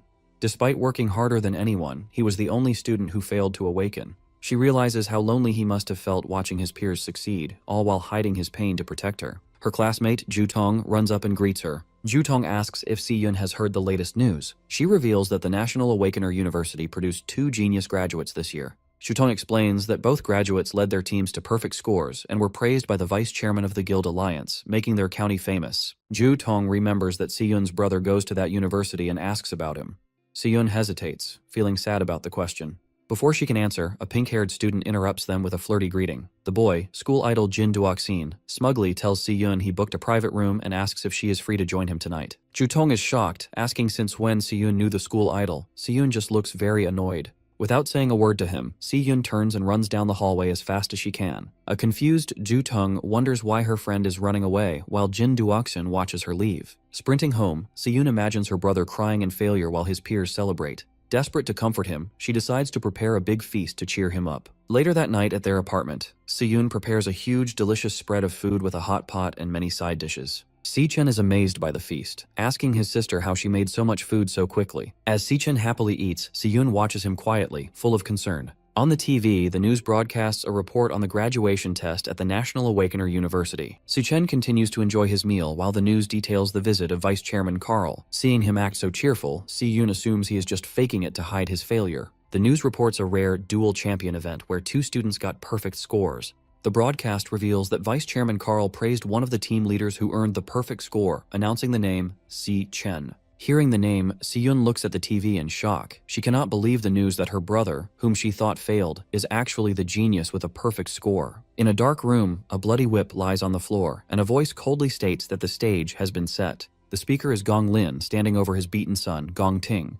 Holding the whip, Gong Lin yells at him, saying he had invited a special audience for his son's victory. He scolds his son for ruining the performance he had planned. Covered in bloody marks, Gong Ting breathes heavily as his father angrily reminds him that he embarrassingly tied with a nobody. He declares that Gong Ting will no longer make his own decisions. He reveals that he has already taken control and rigged the upcoming tiebreaker. Gong Ting hangs his head in defeat as his father coldly states he will handle the situation himself. He vows to get the victory by any means necessary, obsessed with ensuring first place belongs only to the Gong family. Meanwhile, hearing the news, Si-yoon turns to her brother and asks if the Si-chen mentioned on TV is really him. Si-chen calmly eats his dinner and confirms that it is indeed him. Shocked by the confirmation, Si-yoon drops her spoon, which shatters on the floor, as a flash of lightning outside mirrors her surprise. She stares at him in disbelief, realizing her own brother achieved such a great feat during the graduation assessment. She is amazed that he not only led his team to a perfect score, but was also personally praised by the vice chairman of the Guild Alliance. A stunned silence settles over the dinner table. Overcome with emotion, Si-yoon lowers her head and wipes away tears, thinking of him as her silly brother. With tears of joy and pride, she smiles at Si-chen, realizing he finally made it to the top. On the night of the graduation combat assessment on June 17, 2157, Vice Chairman Carl Cavendish relaxes in a private dining room eating some premium beef. While enjoying his meal, he asks his companion for a progress report on her current assignment. Sitting across the table from him is Ling Yu. She hands over a black folder with top-secret files on a subject called the Devourer. She informs Carl that the target left no traces over the past year and warns that their surveillance might be discovered. Unbothered by the warning, Carl praises her work and tells her to eat first. Ling Yu hesitates, mentioning she has one more piece of information to share. She reveals she noticed a highly suspicious individual who recently contacted Carl, which immediately grabs his attention. She explains that the rapid rate of this person's power increase is completely abnormal. Inside the Devil Tower, a shirtless Si-chen crackles with golden electricity. He reflects that he has spent over half a month on the first floor, taking out nearly every monster. He has fully adapted to the floor's 10 times gravity. His system interface shows his Lightning Assassin class at level 17, with heavily boosted stats. After the graduation battle, his Lightning Assassin class reached 100% proficiency and rewarded him with an attribute point. This confirms that actively using a class increases its proficiency. Surrounded by the glowing avatars of his 4 classes, Si-chen realizes none of them have reached their maximum limit yet. He puts his new point into speed, the most important stat for an assassin. The multiplier boosts his speed to 740, equal to an A-rank assassin. Even with this massive speed increase, he finds himself in a tense standoff against a pack of glowing purple phantom lionesses. His main problem is the floor's lord, a massive phantom lion king, which he has been unable to hit. As 2 lionesses lunge at him, Si-chen activates his divine flash skill, transforming into golden lightning to meet them. He notices the Lion King's strange abilities. Whenever he finds an opening to strike, the creature instantly vanishes before the attack lands. He analyzes the pack's combat patterns. They adjust their positions rapidly, but 2 lionesses always fight in close combat while 2 stay on standby. The Lion King also constantly maintains a safe distance from him. Seichen narrows his eyes in frustration, realizing the Lord refuses to fight directly. Staring down the massive beast, Seichen wonders what kind of combat class this evasive Lion King possesses. As a phantom lioness charges, Seichen counters and thrusts a powerful bolt of lightning directly into its mouth. Just as he is about to land a fatal blow, the creature vanishes in a flash of pink light, leaving him frustrated. He figures out this teleportation ability isn't limited to the Lord. The lionesses also vanish when he tries to finish them off. A spatial portal opens, allowing the targeted lioness to safely reappear next to the Lion King. The pack's strategy becomes clear. The moment he pauses, another lioness lunges forward to bait his attacks. Determined to break their coordination, Seichen channels Golden Lightning and unleashes a rapid flurry of slashes. However, the beasts keep vanishing before his blades connect. The pack strictly maintains its formation, teleporting back to the Lion King whenever they are in danger. The lionesses force Seichen to constantly block their glowing claws. Every strike from Seichen meets the same result, as the lionesses vanish to evade damage. They flawlessly rotate attackers through the portals, keeping a fresh beast on the assault. Seichen continues to strike the lunging beasts, but the cycle persists as they vanish at the exact moment of impact. The lionesses continue their endless loop of attacks, forcing Seichen into an exhausting battle. Sweating from the relentless pace, Seichen glares at the Lion King, realizing the Lord is purposely dragging out the fight to toy with him. Leaping into the air to evade a beast, he wonders why he is stubbornly trying to beat teleporting enemies using only speed. Deciding on a new tactic, Seichen opens his system interface and initiates a class switch, enveloping himself in freezing blue energy. As ice forms over his body like armor, he reasons that if the Lion King avoids direct combat, he doesn't need to use a close combat class. The transformation turns his hair white and his eyes glowing blue. He resolves to use the mage class to shut down the beast's evasive tactics. The system confirms his class switch to the level 17 Cloud Mage, Frostbone Skeleton King. Standing tall with an icy crown, Seichen prepares to use his area of effect spells to control the battlefield. Now in his level 17 Cloud Mage class, Frostbone Skeleton King, Seichen floats high above the battlefield and unleashes a wide-scale spell called Frost Spike. A heavy barrage of ice spikes rains down, causing massive explosions that force the Phantom Lionesses to scatter and retreat. Observing the chaos from above, Seichen notes that while mages might be weak in close combat, their long-range attacks allow them to completely dominate the battlefield. He targets the Lion King with a concentrated shower of falling ice spikes. Just as the attack is about to hit, the beast uses its spatial ability to vanish. The Lion King emerges from a portal a safe distance away, easily dodging the strike. As the Lion King regroups with the other lionesses, a massive, swirling vortex of icy energy suddenly surrounds them, trapping the entire pack. Seichen notes that by forcing the beast into his kill zone, he has stopped their hit-and-run tactics. Sensing danger from above, the panicked Lion King looks up to see Seichen creating a giant sphere of freezing energy called a Frost Blast Bomb. Seichen coldly states that there is nowhere left for them to hide, leaving the shocked Lion King to let out a desperate roar. Seichen throws the massive ice bomb downward, detonating upon hitting the ground. The impact covers the entire area in a blinding flash of white light and freezing energy. When the light clears, the devastating power of the spell is shown, leaving the Lion King and its pack frozen solid within jagged pillars of ice. With his targets completely trapped, Seichen does a rapid class switch, summoning a glowing pink sword into his hand. His eyes glow blue as he confidently declares that the battle on the Dreadspire's first floor is finally over. Using his Stellar Warrior class, Seichen leaps toward the frozen targets and unleashes a heavy downward strike called Triple Cataclysm. The energy blade easily slices through the trapped lionesses, shattering their icy prisons and cutting them down in one sweep. The defeated beasts dissolve into dark mist, leaving Seichen standing victorious beside the fallen Lion King. The system confirms his victory. His alias, Ash C, levels up to 24, and he is rewarded with several Phantomane bones and a rare heart. A new prompt appears over the defeated Lion King, showing the boss monster is ready to be devoured. Seichen stands over the dead beast, gathering a bright light in his hand as he starts the absorption process. His eyes glow red as he focuses his energy on the body, wanting to find out what evasive class the monster used against him. Activating his absorber ability, Seichen pulls a swirling vortex of dark red energy from the fallen beast into his fist. The energy forms a new system card in his palm, revealing the Lion King's Stellar Tamer class. The card explains its annoying abilities, forcing contracts with other beasts and instantly teleporting them across the battlefield. Examining the Stellar Tamer card, Seichen reflects that he has never seen a class like this before. This discovery helps him understand why the boss avoided direct combat. He figures out that the Lion King's base stats were simply too weak, forcing it to hide behind its teleporting minions. Reading the card's skills, Sai-Chen admits that the Stellar Warp teleportation ability is incredibly powerful. He also finds the Stellar Pact ability interesting, though it relies heavily on intimidating the target into submitting. He realizes that to get a contracted beast of his own, he will need to use a very aggressive and terrifying approach. Suddenly, the starry void around him shatters into blinding light, catching him off guard as the environment changes drastically. The illusion breaks completely, revealing the Dreadspire's true first floor, a vast, hot desert of rolling sand dunes. Looking at the barren wasteland and giant skeletons scattered across the sand, Sai-Chen wonders what disaster caused such destruction. A crackling sound draws his attention to a nearby dune. A vertical rift expands into a fiery portal, signaling that the gateway to the second floor is officially open. Just as he prepares to move, a hostile glare and low growl from the shadows behind him make him quickly turn around. He traces the glowing pink eyes to a large ribcage buried in the sand. Hiding inside is a fluffy lion cub, fiercely growling despite being bound by magical chains. Sai-Chen is genuinely surprised to find that one little lion managed to survive the battle. Assuming it is the final remaining enemy, he forms a lightning dagger in his hand and prepares to finish the job. As he approaches the hiding cub, he realizes a crucial detail. Since the cub didn't disappear when the Lion King died, it must not be one of the boss's contracted minions. Looking closer at the chains wrapped tightly around the small creature, Sai-Chen wonders if the Lion King had kept the cub imprisoned there against its will. Staring down at the bound cub, Sai-Chen gives an intimidating glare, leaving the tiny creature completely terrified. Instead of attacking the cub, Sai-Chen quickly swings his dagger to shatter the magical chains holding it captive. Freed from its bindings, the little lion falls safely onto the sand. Sai-Chen turns away, calmly stating that he is giving the cub its freedom back. As he prepares to leave, Sai-Chen asks the cub if this ruined place used to be its home.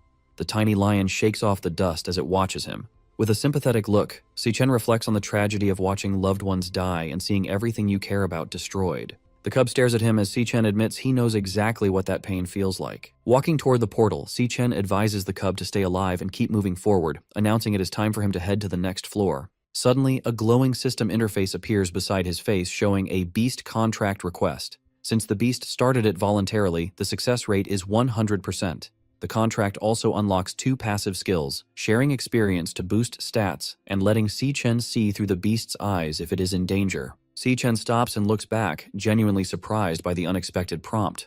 The white cub sits on the sand, looking up at him as the system identifies it as Lion King Leo and asks if Sai-Chen accepts the creature's request to become his contracted beast. Sai-Chen looked at the small lion cub, Lion King Leo, asking if it truly wanted to accompany him. The cub answered with a resolute roar. Standing before the fiery portal, Sai-Chen explained his plan to ascend the Dreadspire, warning that the monsters would only grow more dangerous. He cautioned the cub that it could die, asking for final confirmation. Leo responded with another fierce roar. Seeing the cub's resolve, Sai-Chen accepted its decision. Their eyes glowed with a bright pink pentagram.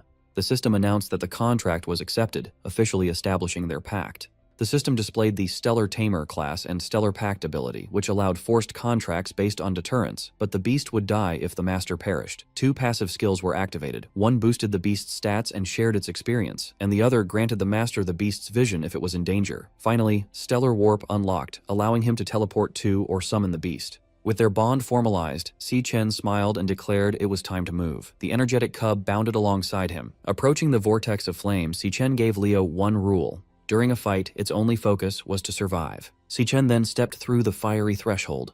They emerged onto a rocky cliff in a vast subterranean landscape filled with molten rock and pillars of liquid fire. Sweating heavily, Sai-Chen remarked on the scorching heat, feeling as though the intense temperature could melt him. As they explored, Leo peered over a molten chasm.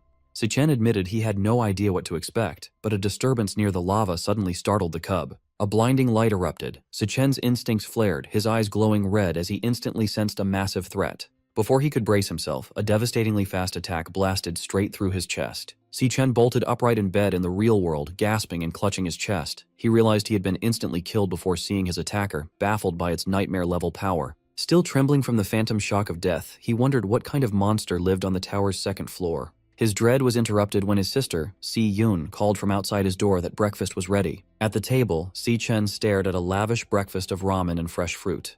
He told Si-Yun, who was packing her bag, that she had made too much food. Munching on toast, Si-Yun instructed him to wash the dishes and reminded him to hang the laundry later. Watching her put on her sneakers, Sai-Chen asked where she was rushing off to on her summer break. She replied she was heading to a summer job. Concerned, Sai-chen reminded her that he was handling their finances and she didn't need to work. Si-yun smiled, explaining that with his recent success, she refused to be left behind. She added that doing nothing all summer sounded terrible, then cheerfully reminded him to do his chores and left. Following his sister's instructions, Si-chen washed the dishes and hung the wet laundry in the living room. Finishing his chores, he reflected that his sister had always been like this. Looking at a framed photo of them, he admired how tough and unshakable she remained. Ironically, even though she wasn't an adult, he often felt she was the one looking after him. His thoughts darkened toward his looming responsibilities. Once his school affairs were settled, he had to confront the Demon King Wrath. This battle would keep him away from Si-yun for a long time. Recalling her smile, he admitted she was the only person he couldn't stop worrying about. Suddenly, an idea struck him. Pressing his fingers to his temple, he wondered if a certain experiment might work. His eyes glowed pink as he channeled his abilities. A portal materialized, and Lion King Leo tumbled out, landing safely in the room. Si-chen stared in disbelief. He was amazed he could pull his contracted beast out of the Dreadspire and into the real world. The energetic cub quickly made itself at home, darting around the living room and playfully shredding tissues. Looking at his system interface, Si-chen formed a plan. He could command Leo to protect his sister during his absence. Thanks to his passive skills, if she was in danger, he would share the beast's vision and teleport to her rescue. Knowing Si-yun adored animals, he recalled her happily petting strays. Watching his beast, Si-chen smiled, confident that gifting her a little lion cub was a perfect idea. A loud crash from the kitchen interrupted his thoughts. Startled, he went to investigate. Hoping Si-yun would like her new pet, his confidence evaporated when he saw the kitchen. The cub had caused absolute chaos, shattering plates and gnawing on the faucet. Outside in the city at sunset, a surge of dark energy destroyed a security camera on a utility pole, leaving the area unmonitored. Beneath it, a bleeding man clutched an ice blade and retreated in terror. He pleaded with his unseen attacker as a massive demonic claw manifested before him. The demonic claw lunged forward, brutally impaling the man through the chest. His eyes widened in horror as glowing crimson tendrils hoisted him into the air. A terrifying system interface appeared, displaying a loading bar that coldly indicated the man was being devoured. Elsewhere, an exhausted Si-yun walked home with bags from her summer job. She sighed in relief, her feet destroyed from the bubble tea summer rush. Her route took her into a dim underpass. Unbeknownst to her, she walked directly beneath the recently destroyed security camera. As her footsteps echoed, a sudden presence made her stop. She turned in surprise as someone from the shadows coldly announced that she was finally there. Waiting in the dark underpass, Jin Duoxin holds a large bouquet of red roses, showing he has been waiting a long time for her. He steps into her path to offer the flowers. He mentions she left school too fast to hear his invitation, adding that he booked the entire top floor of Purple Peak Tower for them tonight. Looking at the flowers, Si-yun asks how he knows her address. Jin Duoxin proudly credits his father, the city hospital director, saying finding such minor details is easy for him. Unimpressed, Si-yun coldly replies that they are from different worlds. She tells him not to look for her again and walks away. Annoyed, Jin Duoxin grabs her arm to stop her. He complains about the effort it took to book the venue and angrily asks if she really plans to stand him up and humiliate him in front of his guests. Si-yun glares at him, saying she doesn't care about his reputation. She then calls him out, telling him it is creepy that he stalked her all the way home. Triggered by being called creepy, Jin Duoxin loses his cool. With a dark expression, he threatens her, warning that she doesn't know who she is talking to or what he could do. Before he can finish his threat, Si-yun swiftly counters and delivers a hard headbutt to his face. The impact sends him crashing to the ground, crying out in pain as he holds his bleeding nose.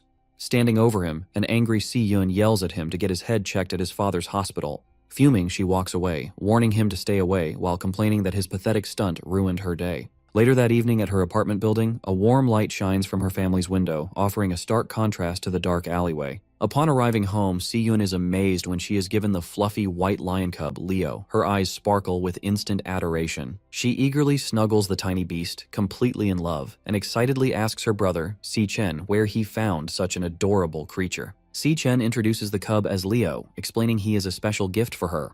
Overjoyed, she marvels at the fact that she gets to keep a baby lion. As Leo purrs in her arms, Si-yun notices a strange detail. She wonders why the tiny cub already has a big mane, since normally only adult male lions grow them. She quickly ignores the mystery, declaring she will get him registered in the morning.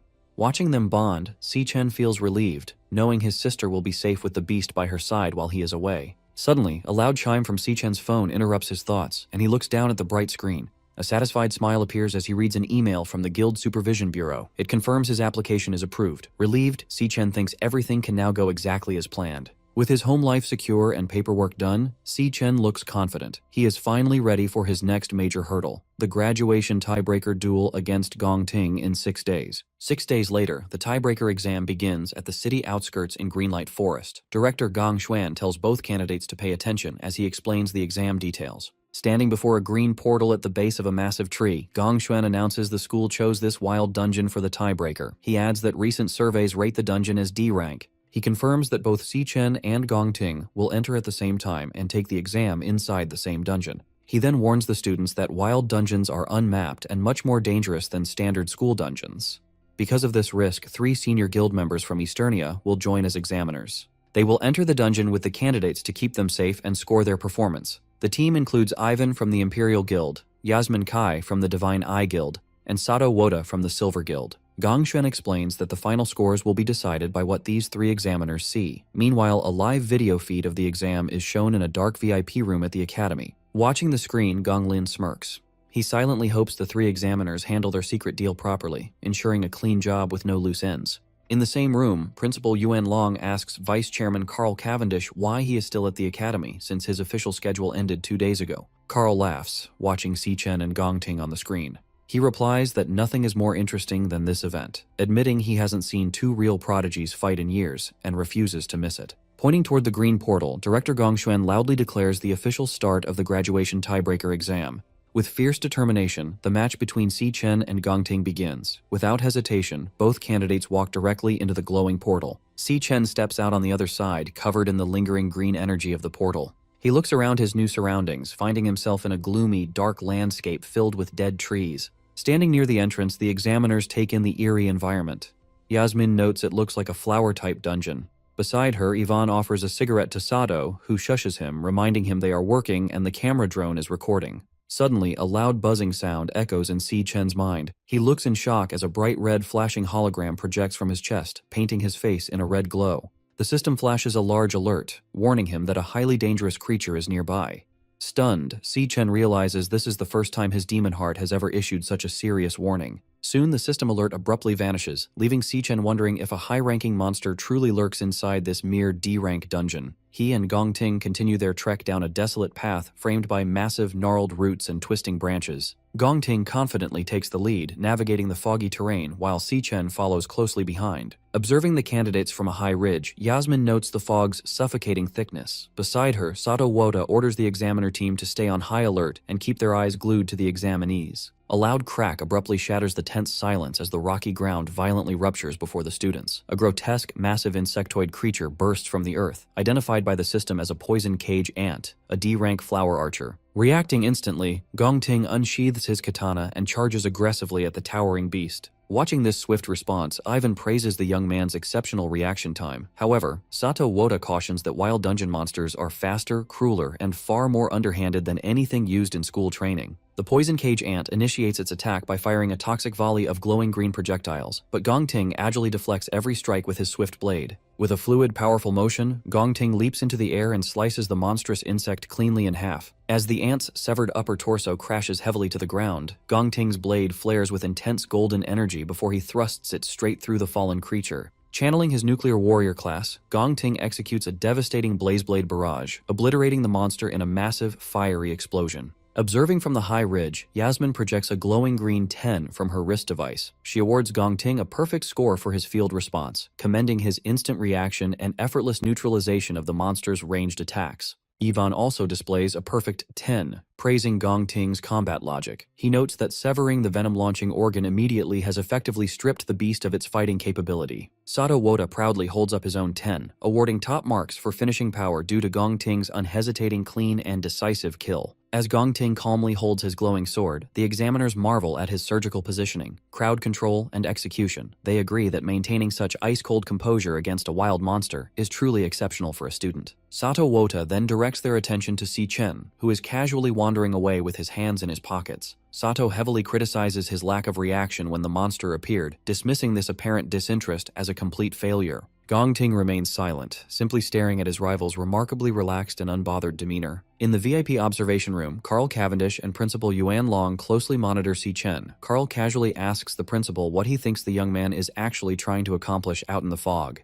With a knowing smile, Principal Yuan Long deduces that Si Chen is actively hunting for something specific. Down in the dungeon, Si Chen pauses, tapping his foot against a tangled cluster of giant tree roots. He realizes this central spot offers a way to wipe out the entire threat in a single, sweeping move. Golden lightning crackles to life in his hand, forming a bright, jagged dagger. Declaring he has finally found his target, Si Chen ruthlessly plunges the lightning blade straight down into the roots. The strike sends a massive shockwave of golden lightning deep underground, violently rupturing the earth. A hidden nest of poison cage ants is blasted upward, completely engulfed and obliterated by the explosive electrical energy. Sweating profusely, the examiners realize Si Chen has deliberately targeted the monster nest. They question his sanity, terrified that provoking a horde of D-rank monsters will get everyone killed. Watching the chaotic explosion, Gong Ting's usual composure cracks, leaving him visibly shocked and wondering what Si Chen plans next. Gathering momentum, Si Chen channels intense electricity into his boots and forcefully launches himself upward. Tapping into his lightning assassin class, he activates his flash god skill, rocketing into the sky as a blinding streak of golden light.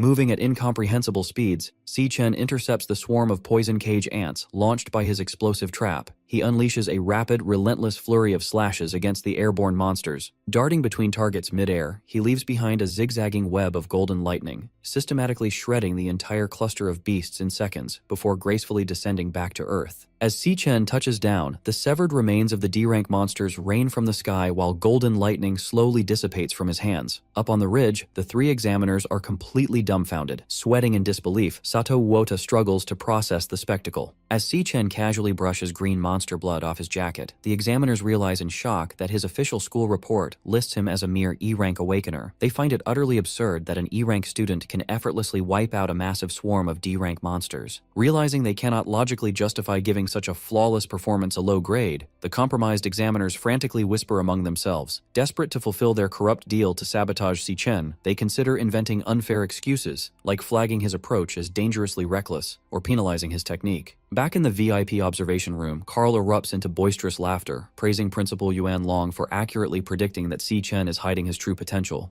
Carl notes how spectacular it is to witness such an intense display when the exam has barely begun, eagerly anticipating how Gong Ting will respond to this overwhelming power. Standing behind him, Gong Lin remains dead silent, his expression rapidly darkening as he watches the monitors. Suddenly, the live feed on the large monitor is torn apart by heavy digital static. The image glitches wildly before going entirely blank, replaced by a stark red warning indicating a lost signal. Principal Yuan Long furrows his brow, staring at the dead monitor and questioning aloud why the transmission is cutting out yet again. Outside the dungeon entrance, rapid warning beeps blare from the monitoring equipment. A technician frantically types at his console as the system flashes a critical alert regarding a severe signal anomaly. The diagnostic screen shows the dungeon's official D-rank classification violently glitching into an unreadable question mark. Simultaneously, internal communication signal strength crashes to absolute zero. The technician stares at the corrupted data in pure shock. Director Gongshuan breaks into a cold sweat, demanding to know what catastrophic event is happening inside the dungeon. Their panic peaks when the portal's swirling green energy suddenly dissipates. The glowing threshold vanishes entirely, leaving nothing but an ordinary empty cave opening that effectively traps the candidates inside. Deep within the isolated dungeon, a sinister, ethereal melody begins echoing through the gloom, physically manifesting as floating, glowing pink and green musical notes. Si Chen freezes, listening intently to the eerie tune. He immediately recognizes the terrifying presence hidden within the melody. It is the voice of the Demon King, Wrath. Outside the dungeon at 4 p.m., the cave entrance suddenly seals itself, morphing into a solid rock face. Director Gongshuan panics, demanding to know how the gateway has vanished. A technician reports a complete loss of connection, noting that the equipment threw a series of critical signal errors just moments prior. Sweating with anxiety, he orders his staff to get command on the line immediately. He fears that a catastrophe has just unfolded inside the isolated dungeon. Meanwhile, inside the dungeon, an eerie melody physically manifests as floating musical notes in the air. Si Chen and Gong Ting pause, taking notice of the bizarre phenomenon surrounding them. The examiners are equally confused by the sudden shift in the atmosphere. Yasmin Kai asks the others if they hear the noise, and Sato Wota confirms that it sounds like strange music. Feeling the heavy rhythmic thuds of the melody, Si Chen grows deeply alarmed. He immediately recognizes the sound as the voice of the Demon King, Wrath. He desperately wonders why Wrath is present in this low-level dungeon, knowing the Demon King is not supposed to appear for another 3 years. Suddenly, the Demon Heart system bombards Si Chen with severe high-danger alerts. He tenses up, realizing the interface is screaming at him about an imminent, lethal threat. As heavy thuds shake the ground beneath him, Si-Chen realizes that something massive stands right behind him in the fog. A sinister laugh echoes through the cavern as a towering, shadowy figure approaches through the thick mist. Visibly shaken by the overwhelming presence, Sato Wota wonders what kind of monster hides in the fog, just as two glowing eyes pierce the gloom. The creature steps into view, revealing itself as a grotesque humanoid mantis monster radiating dark energy. Glaring down at the group, it sinisterly welcomes the humans and declares that they have walked right into its trap. Stunned to hear the creature speak, Sato Wota realizes that a monster capable of forming words must be at least a high-tier C-rank beast. He frantically questions how such a powerful entity can possibly exist inside a D-rank dungeon. Fearing the high-level monster will slaughter the students, Sato summons a massive, glowing axe and leaps forward to intercept it. He urgently orders everyone to get behind him for protection. Before Sato can even land his strike, the mantis demon counters with blinding speed. In a single, brutal motion, it swings its scythe-like appendage and cleanly severs Sato's entire arm. As the other examiners freeze in horror, the mantis demon instantly vanishes and reappears directly behind Gong Ting. Raising its bloodied scythe, it mocks the group, telling them to curl up and accept their fate. With a sickening thud, the monster ruthlessly drives its blade straight through Gong Ting's shoulder and out of his chest, commanding the young man to die. Despite being impaled, Gong Ting grits his teeth through the agonizing pain. Instead of falling, a fierce, crazed grin spreads across his face. Capitalizing on the monster's close proximity, Gong Ting swings his flaming golden sword down and brutally chops off the creature's trapped scythe arm, leaving the mantis demon wide-eyed in shock. Without missing a beat, Gong Ting follows up with a powerful mid-air kick that launches the crippled beast backward across the rocky terrain. Bleeding heavily from the massive hole in his shoulder, Gong Ting ignores his severe injuries and glares with glowing eyes. He declares that since the Overlord drew first blood, the kill belongs to him under the principle of combat priority. He fiercely warns Si-Chen not to dare interfere in the fight. Si-Chen watches the monster intently, his eyes glowing green as he uses his abilities to assess the creature's true power. The system interface updates the mantis demon's classification, confirming to everyone that it is actually a highly dangerous C-rank high-tier beast. Seeing the massive hole in Gong Ting's shoulder, Yasmin Kai urgently yells at him to get medical treatment. She pleads with him to suspend the exam and let them pull him out, warning that the monster is completely out of his league. Gong Ting flatly refuses. Gathering intense fire magic in his hand, he completely rejects the idea of giving up. Si-Chen watches in shock as Gong Ting presses his burning hand directly against his bleeding chest, using the raw heat of his own flames to painfully cauterize the severe wound. Pushing through the agonizing pain, Gong Ting fiercely declares that the fight does not end until one of them is dead. Without hesitation, Gong Ting leaps high into the air and brings his flaming sword down toward the crippled mantis demon to continue his assault.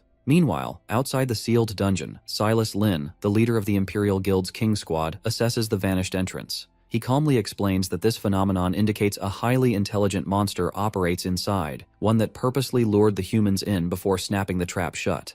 Director Gongshen panics, desperately asking if there is any way to force the entrance back open since the students are still trapped inside. Silas coldly states that there is only one way to make the exit reappear. Someone on the inside must track down and kill the dungeon's overlord. Desperate for a silver lining, Director Gongshuan tries to rationalize the situation. He suggests that since a standard D-rank dungeon caps out at a C-rank overlord, the trapped examiners and students should still have a fighting chance to kill it and escape. Silas quickly shatters his optimism. He reveals that the initial D-rank reading is just a fabricated mask created by the overlord to purposely disguise the dungeon's true, deadly nature. Connecting the clues, Silas deduces that this specific dungeon is the culprit behind the recent string of Awakener disappearances his team has been investigating. He gravely informs a horrified Gong Xuan that the trap they stand in front of is actually an extraordinarily dangerous B-rank dungeon. Meanwhile, in the dungeon, the monstrous insect attacks relentlessly with its scythe-like arms. Gong Ting stands his ground, parrying the heavy blows with his flaming katana. He quickly retreats to evade a sweeping strike. As the beast raises its arm for a devastating blow, Gong Ting vaults into the air. The creature's attack misses. Its bladed limb buries deep into the ground and becomes firmly stuck. Seizing the opportunity, Gong Ting declares that he has the monster trapped. With a swift, powerful swing of his glowing sword, he severs the creature's head. The decapitated head tumbles across the rocky terrain as the rest of the group gathers. Yasmin watches in stunned disbelief, amazed that Gong Ting has managed to defeat the overlord entirely on his own. She admits that his strength is genuinely formidable. Nearby, Ivan channels a green healing aura into Sato Wota's injured arm, asking if he is recovering. Sweating, Sato expresses his gratitude for the timely intervention. However, Sato's relief vanishes as he checks his smartwatch. He alerts the others in a panic that his device has lost its signal, leaving them completely isolated. Yasmin and Ivan immediately check their own gear. Yasmin confirms her connection is gone, while Ivan grimly notes that every signal, including their compass positioning system, is completely dead. Sato panics, demanding to know when the camera drones went offline. Gongting looks back at him in confusion. Suddenly, the headless mantis monster stands back up. Without warning, the decapitated creature lunges straight at a shocked Gongting. Si Chen instantly intervenes, unleashing a flurry of golden lightning strikes that slice the creature into pieces. The system confirms the kill, awarding him experience points. Still reeling, Gongting demands to know how the monster kept moving after he cleanly chopped off its head. Si Chen calmly explains that the mantis was never the true overlord. It has been hypnotized the entire time, allowing its body to fight even after death. He urgently orders the examiners and Gongting to leave the dungeon immediately, warning that any of them could be the next target.